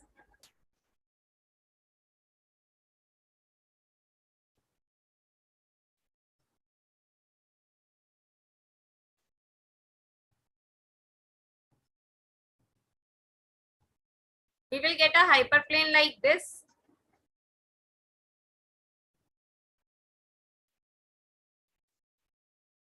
Okay, so this will be the predicted hyperplane. Now we will, these are the real data.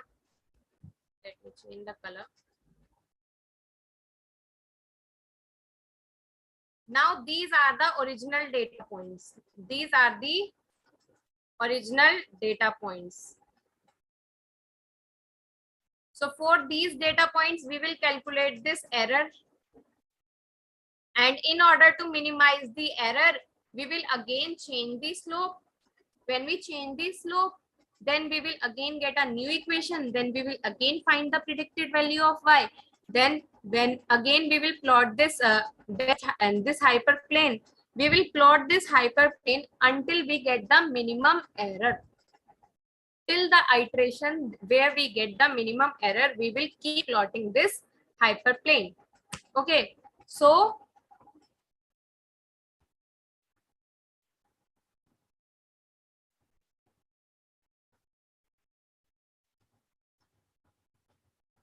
this is what the step here says, that we will predict the value for y, then we will calculate the error, then again we will change the slopes, and again we will form the equation, then again we will find the value of y, calculate the error, again change the slope, again find the value of y, calculate the error. We will repeat these steps until we get a best hyperplane, until we get a best fit plane.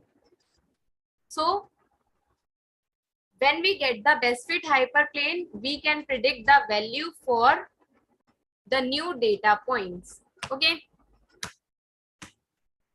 So this is how we will get. Similarly, we were getting the best fit line. Here we are getting the best fit hyperplane. So you can see this is the best fit hyperplane, and these blue points are the original points. Here you can see this is the best fit hyperplane, and here we are getting here these are the blue dots are the original data points.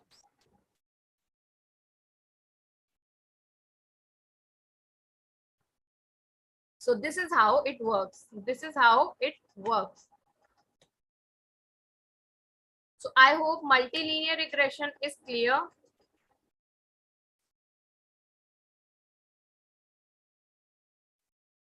I hope multilinear regression is clear.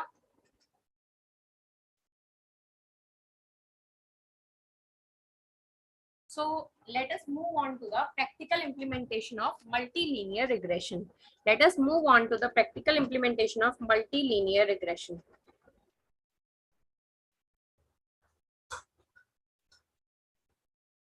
I hope my screen is visible to you all.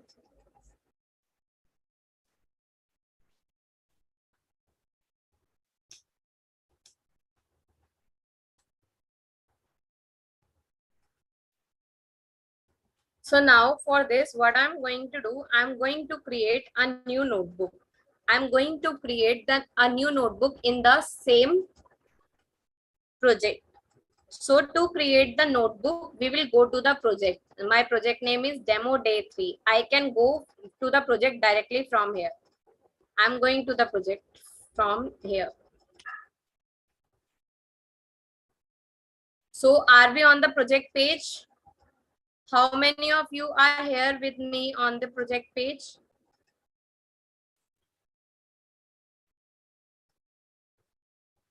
Okay. So now again add a new asset. Add the code editor, that is Jupyter editor notebook here. Add the Jupyter notebook here. Now I'm giving the name as demo multilinear regression. Okay. And I'm just clicking on create.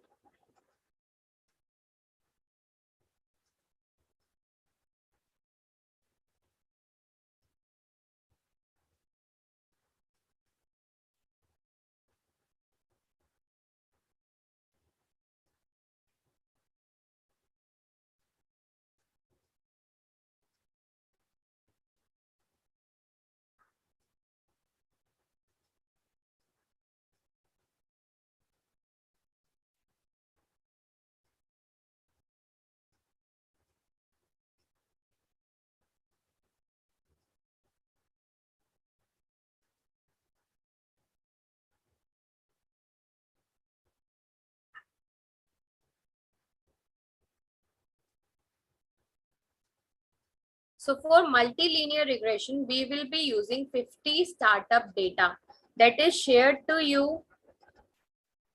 The drive, from the drive, you must have downloaded the folder. It is there in that folder. The dataset name is 50 underscore startup. So I hope we all are on the new notebook and we all have the dataset.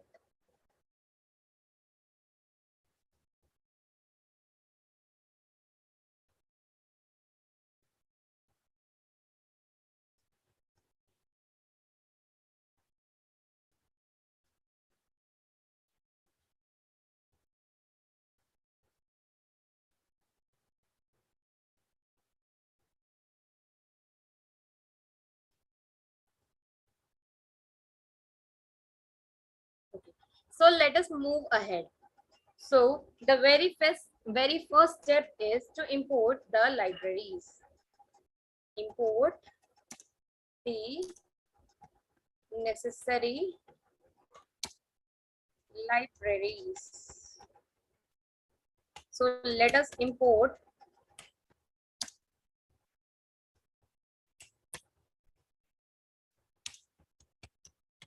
numpy as np and import pandas as pd. Have we imported the libraries?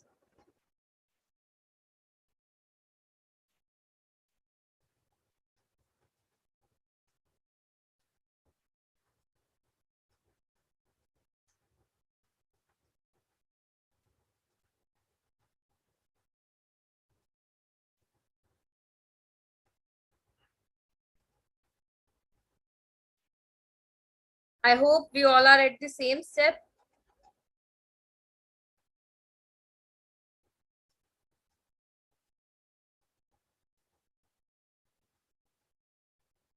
So after importing the library, what is our next step?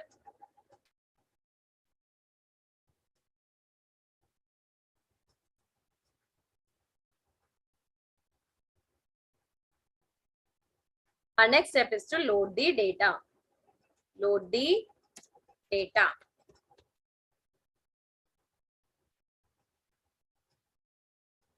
So now let us load the data set. You have to go to the last icon in the white navigation bar on your right hand side, and then you have to just drag and drop the 50 startup data set. 50 startup data set. Okay.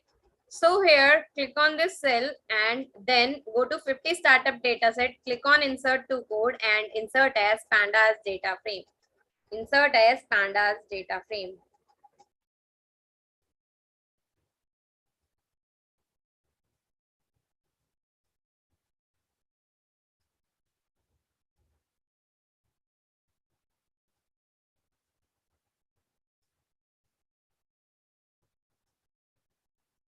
So the data got inserted.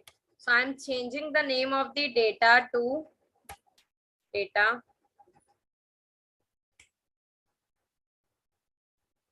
I'm giving the name of the data set as data. Uh,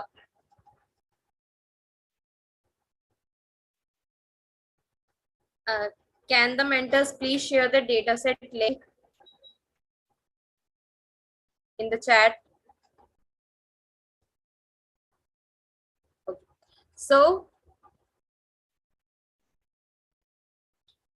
we have loaded the data set as pandas data frame and we have renamed it as data. So how many of you are with me on this step?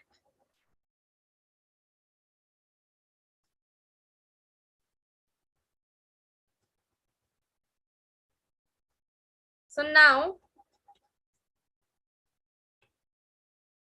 data.info. In the info, it is telling me that we have 108 rows, that is 0 to 107 entries, and we have 5 columns. The first column is R&D spend of the startup, then administration spend, then marketing spend, the state in which the startup is, and the profit. So here in this case study, we are going to predict the profitability of a startup. So if the R&D spend is so and so, administration spend is so and marketing spend is so and the state is in any X state, so the profit will be this. This is our data set basically. So here if the R&D spend is this much, administration spend is this much, and marketing spend is this much, and the startup is located at New York, then the profit of the startup would be this much. I hope the data set is clear. I hope the data set is clear.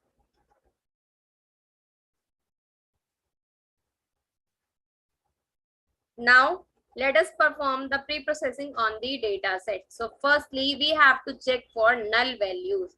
So data dot is null dot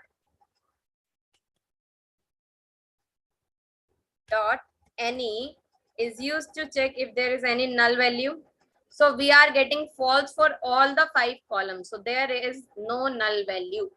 There is no null value. So do we need to treat any null value? Do we need to treat any null value? No, there is no null value. So we do not need to treat any null value. Do you want me to share this command? I've shared it. I've shared it, ma'am. So now there is no null value, so we do not need to treat any null value. Now the next step is to check if there is any textual column in my data. So is there any textual column in my data? Yes, there is a textual column, that is state. So can my machine understand this state column? Can the machine understand textual data? No, the machine cannot understand the textual data. So we have to pre-process this state column so that it is machine understandable. So for this, there is there are some encoding techniques. So the encoding technique we are going to use here are label encoding and one hot encoding. So label encoder. What does label encoder do? Label encoder converts textual values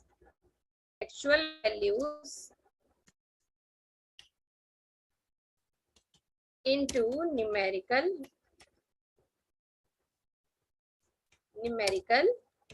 values. Label encoder converts textual values into numerical values. How does it do so?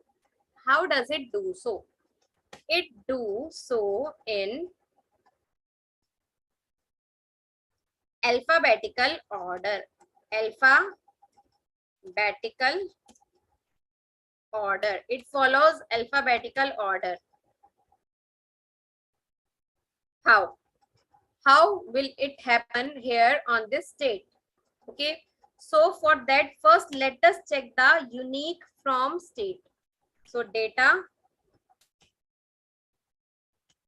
state, to check the unique values we use unique function.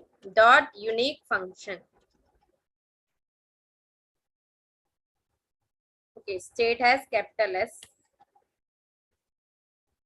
Okay, so we have three categories here: New York, California, and Florida. We have three different categories: New York, California, and Florida.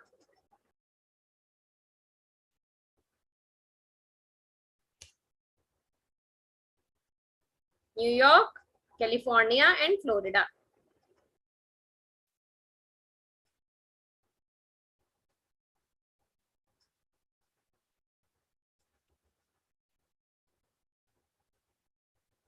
Okay, so can you tell me the alphabetical order of these three states? Alphabetical order of these three states. First, C will come, that is California. I'm writing the short form, California. Then we have Florida.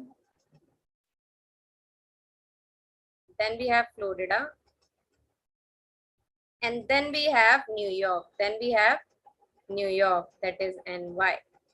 So this is the alphabetical order. So what does label encoder do? Label encoder will give number according to alphabetical order.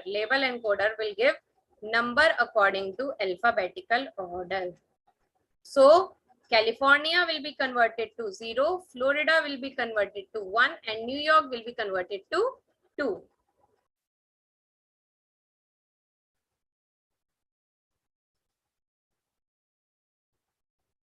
Okay.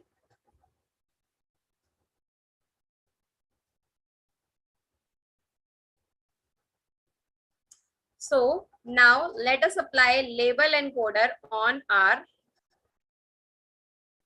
data. So sklearn library provides us the label encoder. So from sklearn.preprocessing, we will import label L capital, encoder E capital. Okay. Then we need to create an instance of this label encoder. So I'm creating the instance of this label encoder. So LE is the instance of this label encoder. Then what I need to do, I want to convert this. I want to transform this data state into numerical column. So I want to apply label encoder on data state column from the data. So le dot fit, I want to fit the data, and also I want to transform it to numerical value. So fit underscore transform data into data of the state column, data of the state column. Okay, so I want to label encode data state column. So now let us run this cell. I have run this cell. Now let me check my data, if it got label encoded or not. So now here you can see the values in state column. It is 0, 1, 2, 1, 2, 0. Okay. So we have numerical values in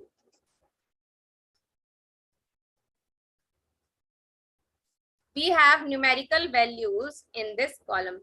Ma'am, if you're getting the error, you can please send the screenshot on Telegram so that the mentor can see.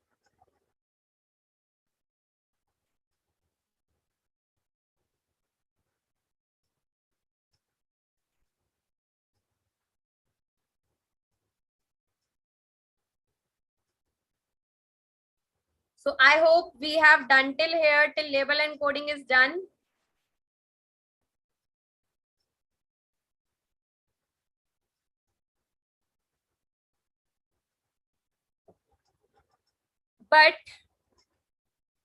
But what type of value are there in state column? What type of value are there in state column now?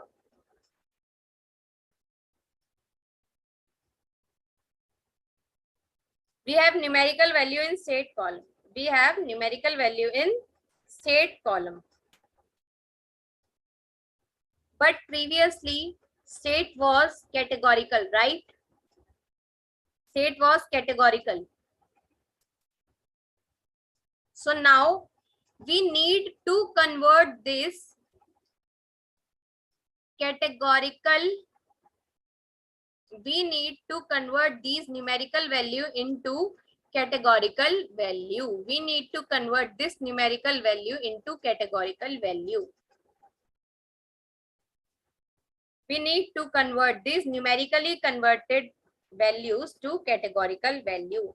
So here comes in picture is one hot encoder. One hot encoder. So what does one hot encoder do? What one hot encoder converts numerically converted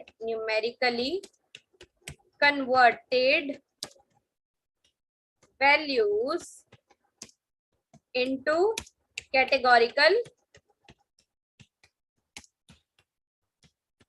values. So one hot encoder will convert the numerically converted values into categorical value. Okay, how does it do so? How does it do so? Now in the state column,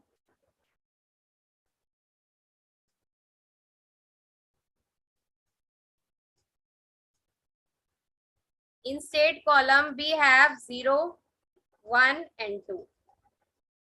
Now we need to convert them into categorical value. We need to convert them into categorical value. How do we do that? For doing this, what we will do, we will simply apply one hot encoder to it. What will one hot encoder do? When we apply one hot encoder on this, one hot encoder will create 3 new columns, that is 0, 1. We will get 3 new columns like this, where 0 is for California, 1 is for Florida,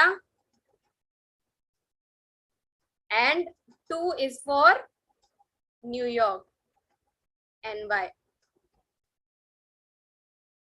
Okay. So when we apply one hot encoder on it, if the value of the state is 0, that means only California will be true, others will be false. And in terms of binaries, 1 is true and 0 is false. Okay, so on C will be true and F and New York, that is California, will be true. Florida and New York will be false. Then if the value of state is 1, then California will be 0, only Florida will be true, other will be 0. Then if the value is 2, that means New York, that means only New York will be true, other will be false. Okay, so now these 3 new columns will be created. And these are one hot encoded columns. So what do we have to do? We have to delete this column from our data set, and we need to add these 3 columns into our data set. Okay, we need to delete this column from our data set, and we need to add 3 new columns in our data set that are one hot encoded columns. So is the one hot encoded concept clear? How does it work?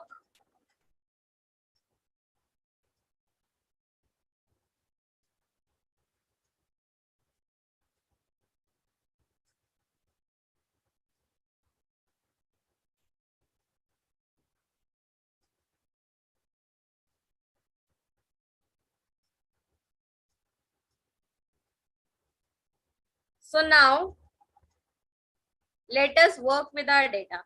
So before applying one hot encoder, I am splitting my data into dependent and independent variables. So I am splitting my data into X and Y.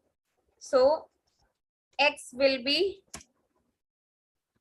data dot ilog of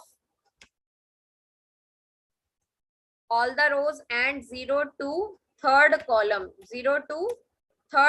That is 4. We will take till 4. 0, 0, 1, 2, 3. So we need till 3. So we will take 4 here because it works till n minus 1. And then I am going to put dot values here. Why? Because here I want only the values from the data frame. I do not want the label from the data frame. I just want the values from the data frame. And then Y. In Y, I just need the last column, that is the 4th column.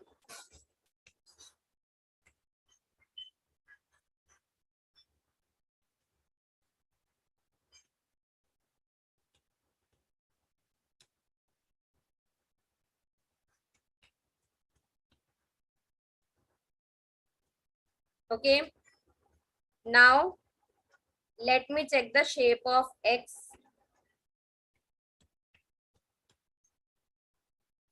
Shape of X is 108 rows and 4 columns, and shape of Y –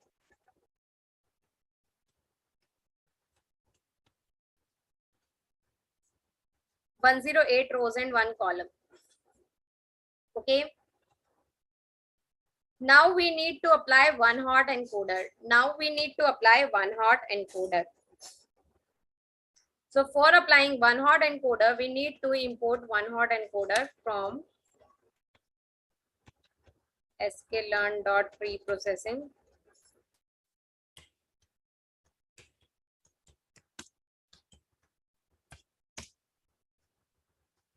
One hot encoder. Creating instance of one hot encoder.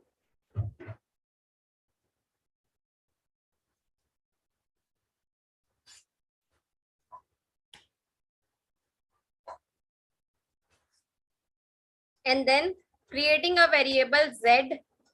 Into Z, I will be saving the 3 new encoded columns. Okay. So into the Z, I am applying 1 dot fit underscore transform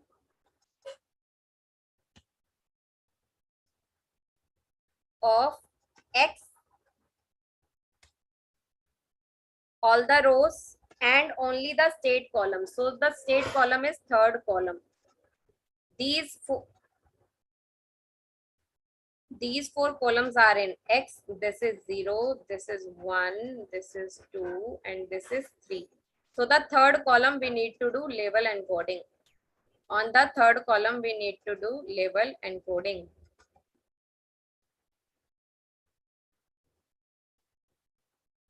So third column dot to array to convert the values to array. Okay, let us perform, and now let us see the shape of Z. Did you see 108 rows and 3 new columns? Let us check these 3 columns. Can you see 0, 1, 1, 1, 0, 0, 0, 1, 0? So 0, 1, 1, 0, 0, 1 is for New York. This is California. This is Florida. So this is how we will get our data. Now what we need to do from our data set, that is from X, we need to delete np dot delete. We need to delete from X third column. So for giving that it is a column, we need to give axis. Axis is equals to 1. By default, axis is equals to 0. So axis 0 is rows and axis 1 is column. So we want to delete third column from X. Okay. So run it. And now what we need to do, we need to add these 3 encoded columns to, we need to add these 3 encoded columns to X. So X is equals to np dot concatenate Z to X. I am concatenating Z and X. So firstly 3 column of Z will be there, and then the 3 columns from X will be there. Okay.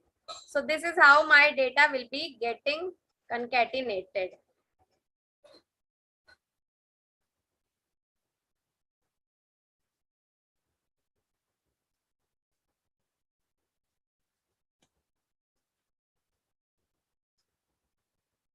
Okay, I have to give the axis also.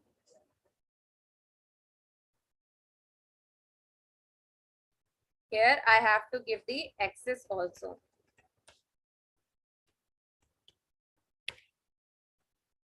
Okay, so I have given the axis.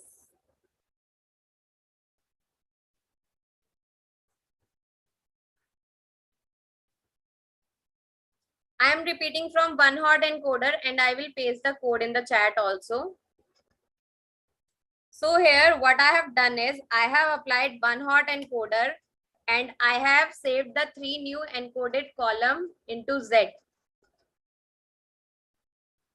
Okay, and I have given the chat the code for this in the chat. Then I have deleted the state column from the chat. Sorry, from the data set, I have deleted the state column, and then I have concatenated the one hot encoded columns. Okay, so now previously in X I had 4 columns, out of which I have deleted 1 column, that is state. So it becomes 3. After that I have added 3 columns of Z and 3 columns of X. So this becomes 6 columns. So I should have 6 columns. So let us check the shape of X now. So you can see 108 rows and 6 columns I have. So that means one hot encoded has been applied to my data. One hot encoding is done. I have pasted the code. Please check.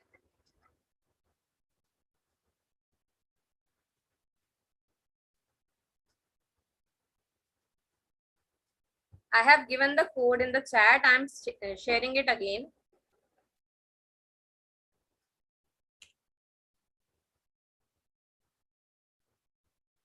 Okay. So now we have applied one hot encoder. We have converted textual data to numerical data, and then from numerical to categorical. Now all the data is sorted. Now what we have to do? We just have to split our data into train and test. We have to split our data into train and test. So from sklearn dot model underscore selection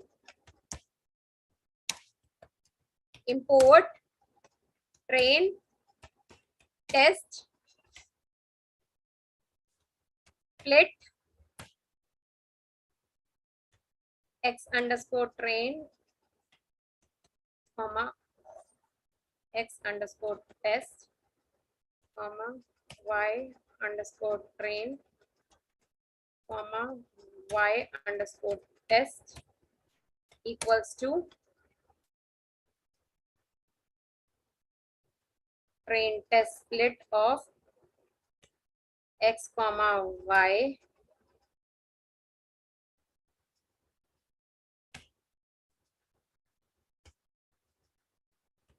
test size equals to 0.2 and random state equals to 0.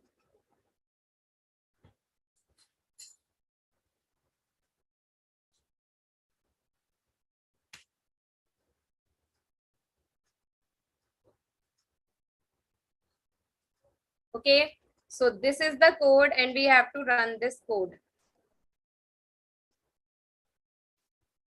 This is equals to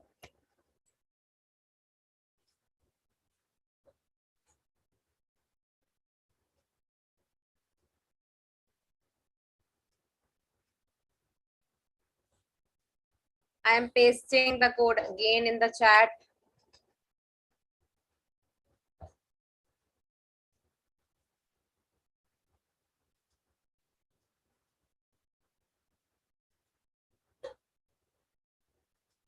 This is the code, ma'am. I have pasted the code in the chat.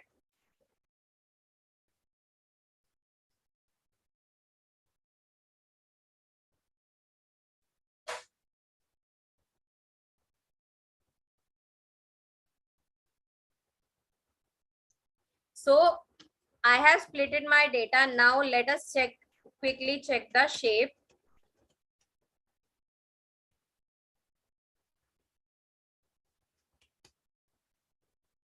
So 80% of 108 is 86. So we have 86 rows in X chain, and in X test we have the remaining 22 rows. Okay, so we have splitted our data set also. Now what we need to do, we need to just apply, we need to build the model. We need to build the model. So from sklearn dot linear model import linear regression. Again, creating the instance. Step is same for multilinear regression.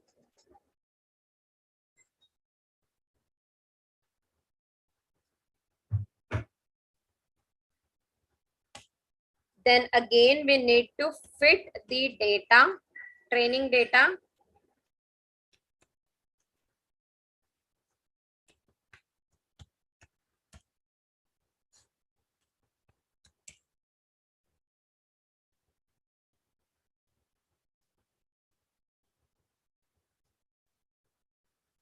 I am pasting this code in the chat.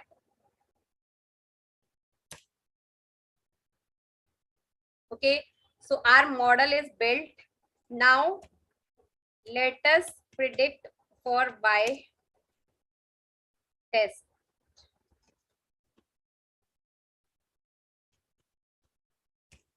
Let us test our model on X test values.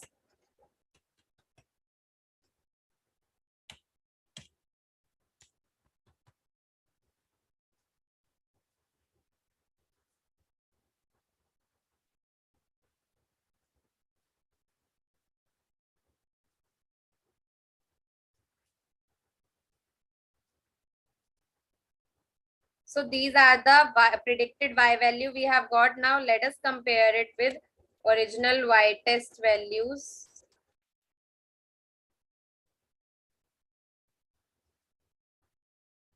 So you can see the differences. Here the first value is this, but here the first value is, this is the original value and this is the predicted value. So there are some differences in the predicted and original values. Now let us check the R2 score. So again, we will import the same library from sklearn.metrics import R2.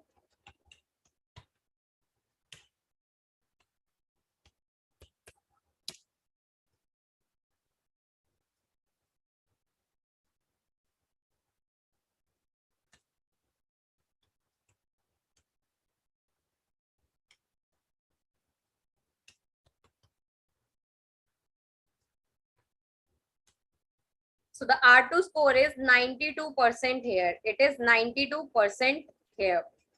Okay. So this is how we can build our model using multilinear regression. So let us predict on random values. Predict on random values. So inside the double array, we need to give the values. So firstly, we will give the values for 3's encoded values. So I am taking the state as California. That means only the first will be 1, other will be 0. Then I have to give administration spend, R&D spend, marketing spend.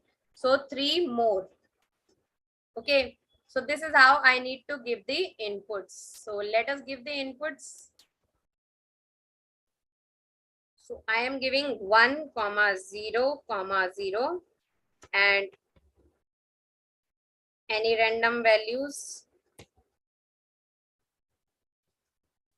And let us predict the value. So it is saying the profitability of the startup having these values would be this. Okay. So this is how we can build the model using multilinear regression. So now let us move on to the next algorithm, that is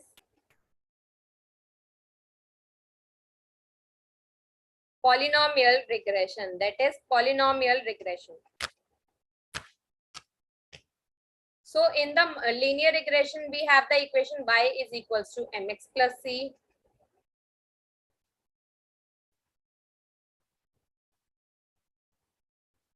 For multilinear regression, we have the equation as y is equals to a naught plus a1 x1 plus a2 x2 a3 x3 up to an xn. Now here we are having equation for polynomial regression, that is a naught plus a1 x1 raised to the power 1, a2 x2 raised to the a2 x1 raised to the power 2, a2 x1 raised to the power 3 up to an x1 raised to the power n. So here what we are doing, we are training our model. We are training our model on powers. So we are making our machine understand the powers. We are making our machine understand the degree of the polynomial equation. So degree means the highest power of the polynomial equation. So if the data points are like this, we can plot a linear line. If the data points are like this, we can plot a linear line. But what if the data points are like this? if we plot a linear line, there will be huge error values. There will be huge error values. So what we need to do? What we need to do in this case, we will plot a best fit curve. Instead of a plain line, we will plot a best fit curve. So here, what we do, we will try to predict the best fit curve. So here, if the value of inputs were this,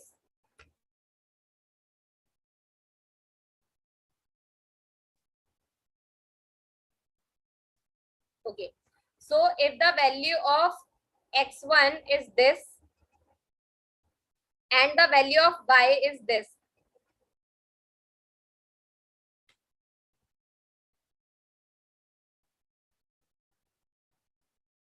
so let me give you an example. We have value of x and y. So the value of x are 1, 2, 3, 4. The value of y are 2, 4, 8, 16. So if we plot this graph, when x is 1, y is 2, when x is 2, y is 4, so we will get a curve like this if we will plot this graph. Okay. So what we need to do here is, we need to apply polynomial regression. We need to apply polynomial regression because we can see that the output is in powers. We can see that the output is in powers. Can we see the increasing power of 2, 2 raised to the power 1, 2 raised to the power 2, 2 raised to the power 3, 2 raised to the power 4. Okay. So here what we do, we will apply polynomial regression on it. For applying polynomial regression, let us take the highest degree as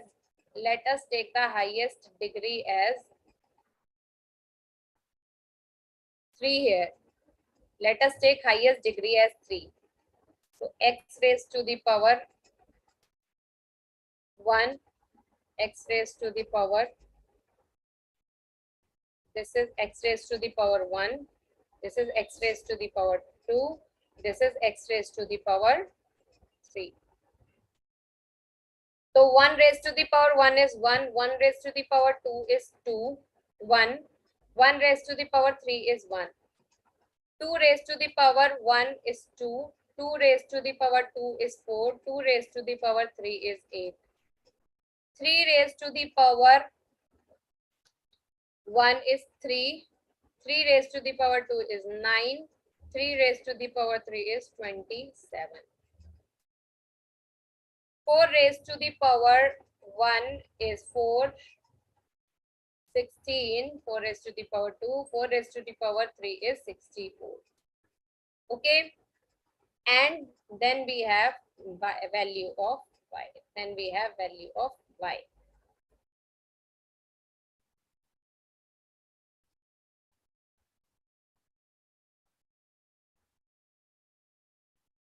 So here, what will be the equation? Y is equals to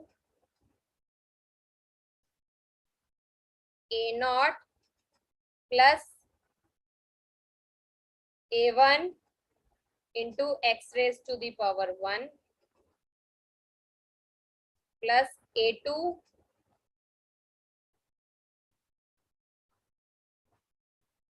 into x raised to the power 2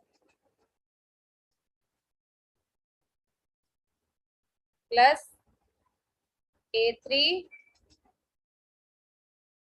into x raised to the power 3. Okay, so now we have this data when we apply polynomial degree here, then we have this data, and then we have this equation. Again, we will find value of slopes A1, A2, A3. We will put the value here, then we will find the value of constant. Then we will find the value of predicted y. Again, the same steps will be repeated. Again, the same steps will be repeated. So I hope it is clear. I hope it is clear.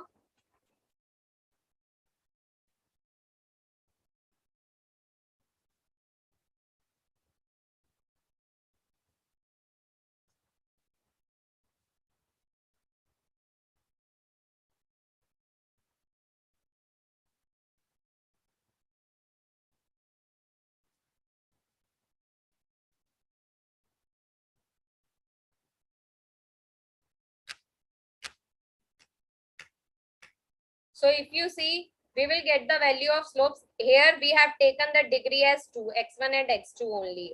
That is x raised to the power 1 and x raised to the power 2 only. We will get the value of slope is this. And then we will get the equation this.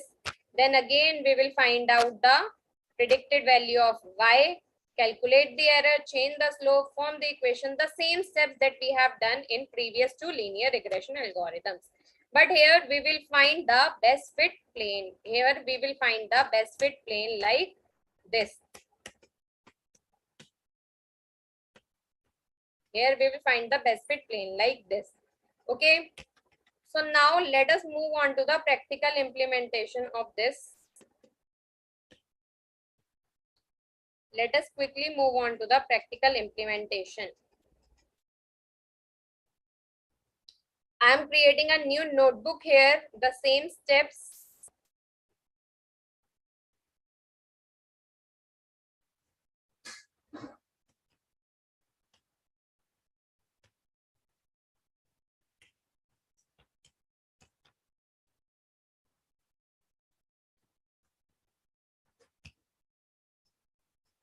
Create the notebook. Create the notebook.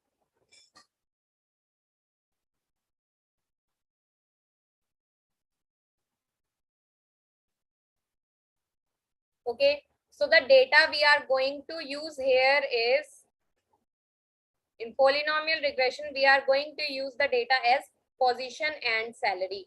Position and salary.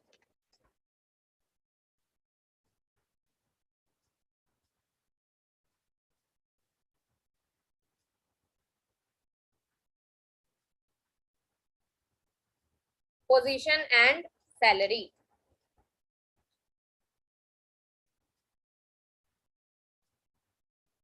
So the data set we are going to use here is position underscore salaries dot CSV, that is shared in the folder that is provided to you. Now let us begin. Import necessary libraries.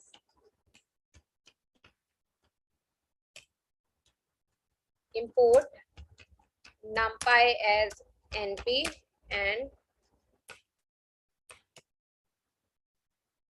import pandas as pd. Then upload the data set in the same format we have done it before.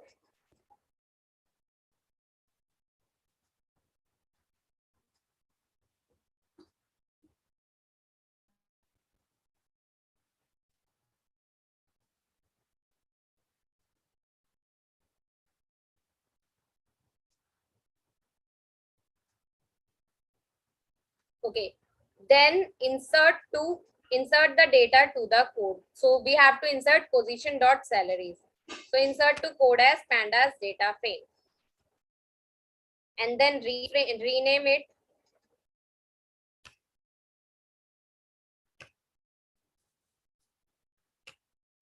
I'm renaming it as data.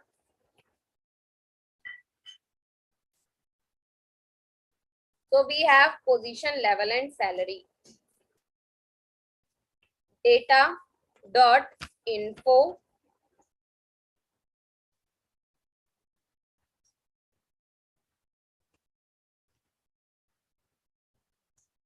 So here we have 10 entries, only 10 rows. Data is very small. So as my data is very small, I would not prefer to split it into train and test. So I will give all the data to train. Okay. So now we have position, level and salary, 3 columns. There is no null value in the columns, so it is saying 10 not null values in all the columns. Position is object type and level is int and salary is also int. So now let us see our data.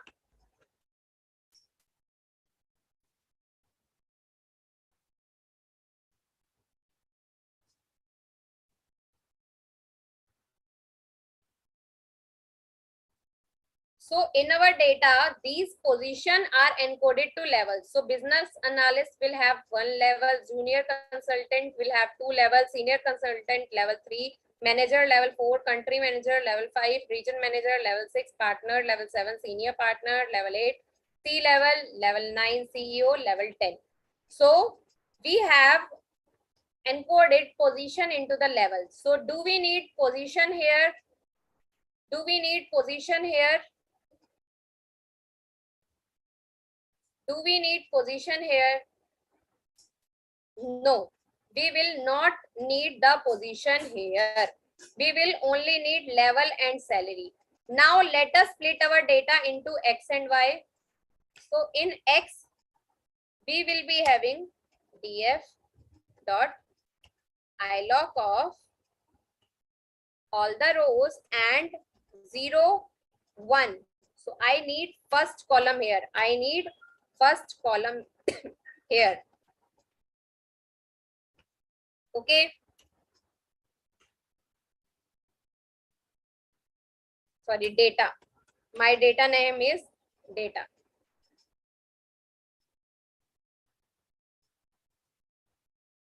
My data set name is data.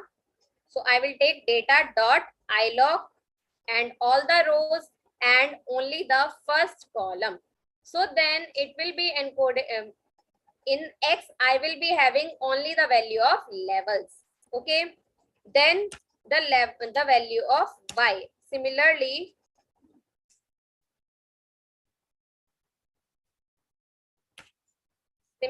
we have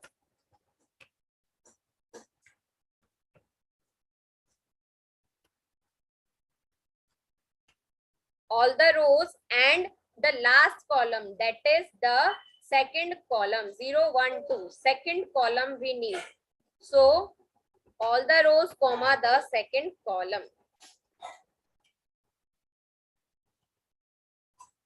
Okay, now let us print Y and see. Yes, we have the salary column in Y. We have the salary column in Y. Okay. So now we have splitted our data set. Now let us plot the data set and let us see what type of data set do we have.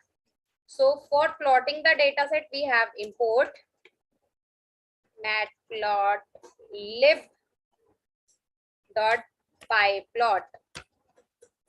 Okay, as plt. So for plotting the data, I need to import the library and simply give plt dot scatter x comma y.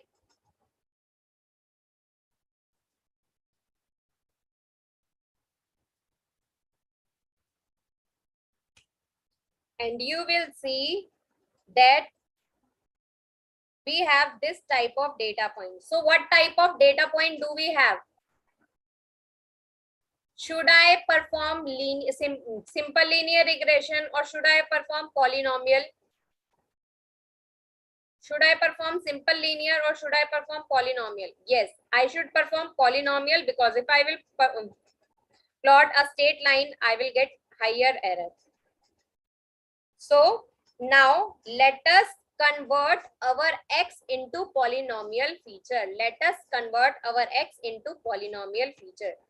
So from sklearn, I am not dividing my data into train and test as I have only 10 rows and data is very small. So I am giving all the data to training.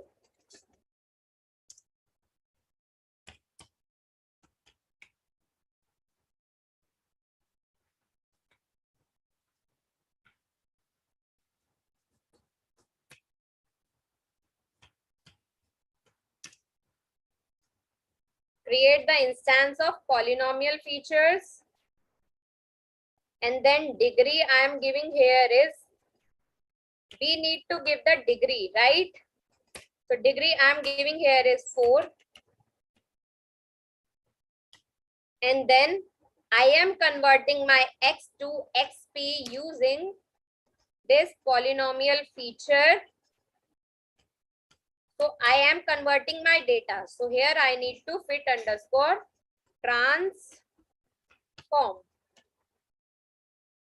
What data? X. I need to convert x into polynomial feature. So x is converted into polynomial feature as xp. So let us check xp. So here if you see, we have the value for x 1, 2, 3, 4, 5. Okay. So here if you see, this is x raised to the power 0. This is x raised to the power 1. This is x raised to the power 2. This is x raised to the power 3. Higher degree of the polynomial equation we want. Degree of the polynomial equation. You can take any degree. I am taking it 4.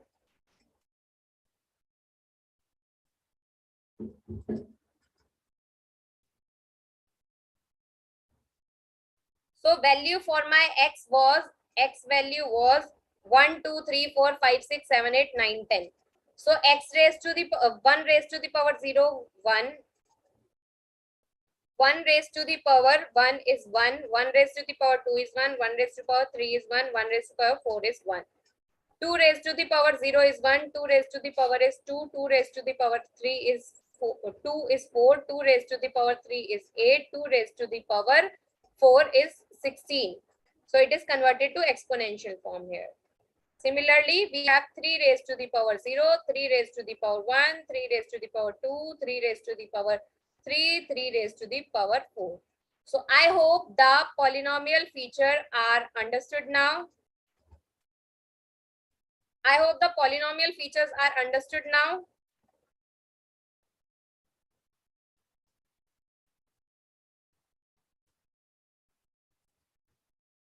So now let us build our model. So now we can simply use linear regression from sklearn dot linear model.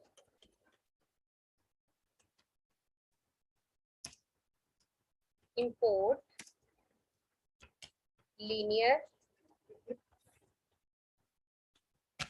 regression. LR is equals to creating instance of linear regression and then fitting my data to linear regression. Fitting my data to linear regression. So now I need to fit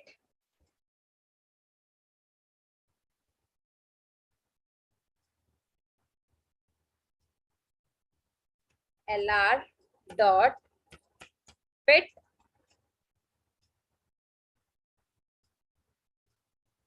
XP comma Y.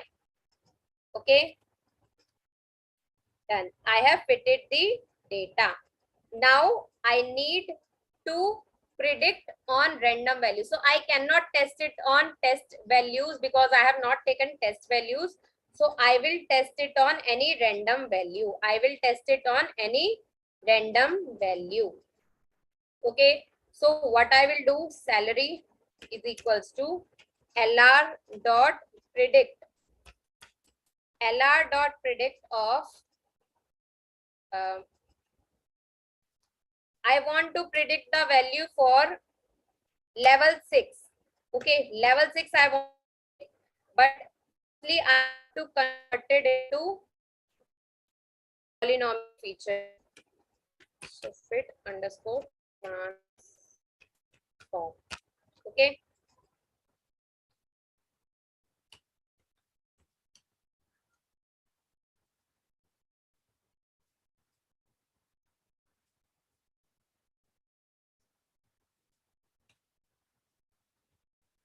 Okay, so I have got the salary value for level 6 as for 1,43,275. Let us check the original value. For level 6, the original value was 2 lakh. So there is difference in the values. There is difference in the values. Okay, so here our model is built. Now let us plot the curve.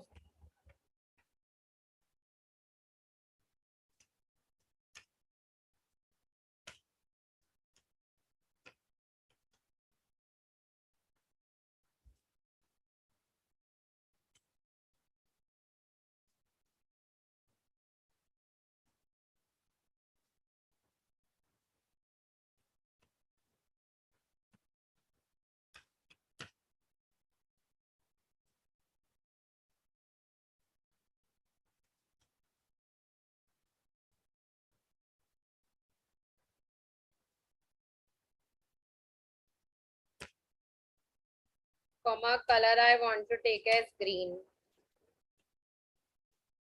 Now you see the blue points are the data point and the green one is the plot. Okay.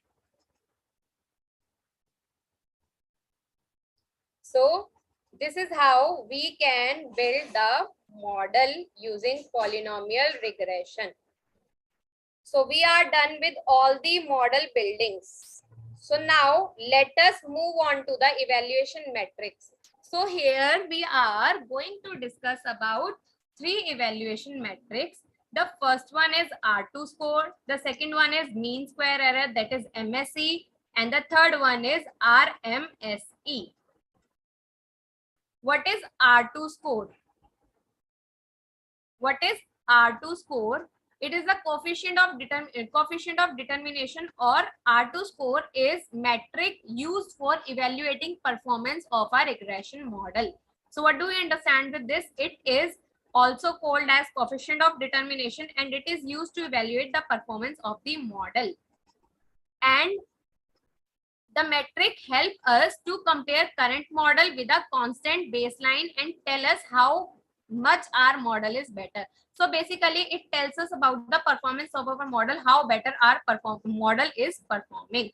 So R2 is a scale free score that implies it doesn't matter whether the values are too large or too small. R2 score will always be less than or equal to 1. So we have calculated the R2 score for 2 algorithm. We have seen the value was less than 1 always. 0.92 in one algorithm we got, 0.98 in one algorithm we got. So it is less than 1 always. It is an evaluation metric that helps us to evaluate the performance. So the formula for R2 score is 1 minus MSE of the model and MSE of the baseline model. So here we take a constant baseline and compare it with our model Next evaluation matrix is mean squared error. This is what we that I have told you in the explanation of linear regression, that the predicted square of the predicted value and the square of the difference between the predicted value and the original y value. Squaring because we want to eliminate the negative sign, and we will sum all the values. We will sum the difference of all the data points that we have got. So MSE or mean squared error is one of the most preferred metrics for the regression task. So if we have X number of data points, so we will sum all the values, all the y minus y bar values, and we will get the MSE there. Then it comes to RMSE. So RMSE is most widely used metric for regression, and it is nothing but the square root of the MSE. So here what we do, we just take the root of the MSE value. So it is preferred in some cases because errors are first squared before averaging. So that can pose the high penalty on large errors. So to minimize, to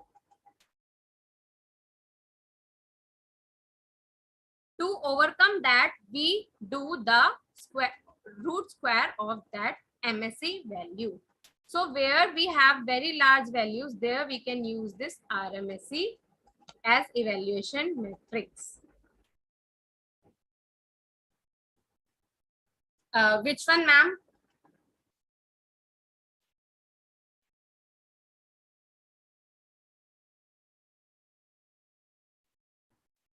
Mean squared error. In the mean squared error, basically we have original y value and predicted y values, right?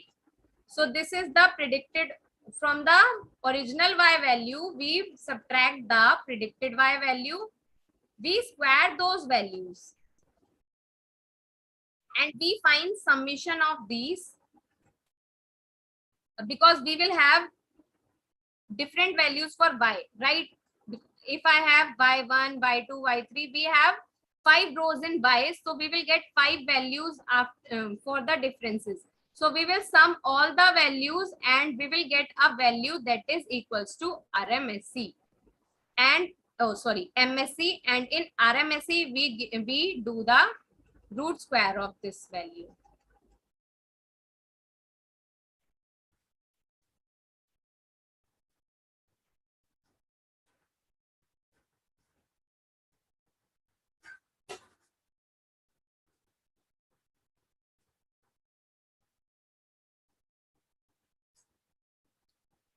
So that's it. Already some time is over. I'm so sorry for that.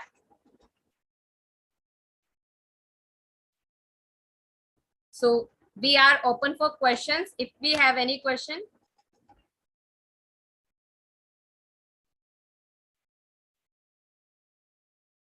So do we have any question or any query?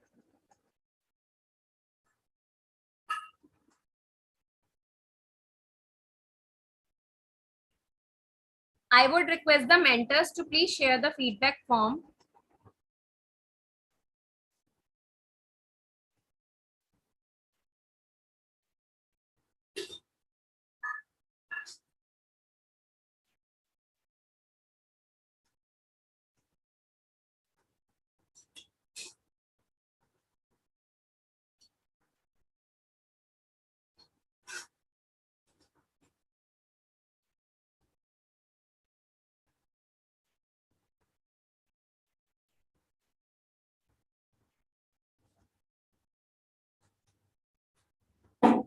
So we have given the feedback form. So please give your valuable feedbacks.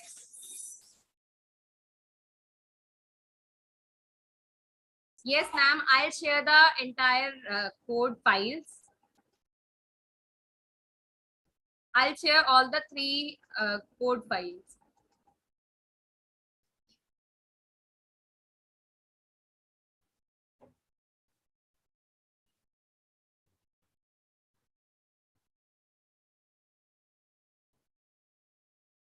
So thank you all. Please fill the feedback form. Please provide your valuable feedbacks.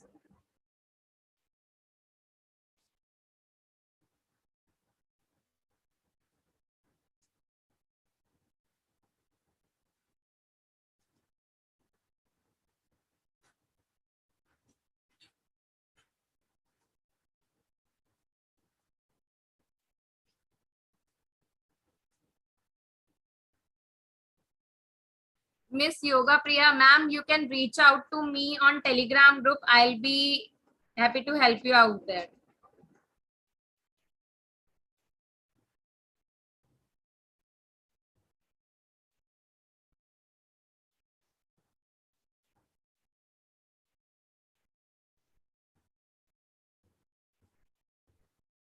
So thank you all. Thank you very much for your valuable feedbacks and valuable comments.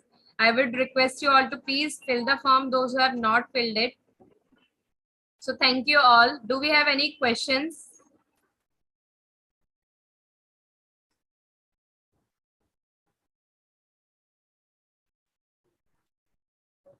So that's it for today. Let us end the session.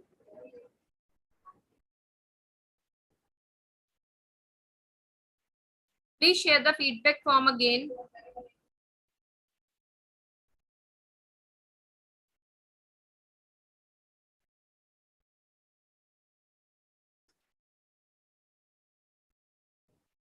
The feedback form is shared in the chat. You guys can fill the feedback form.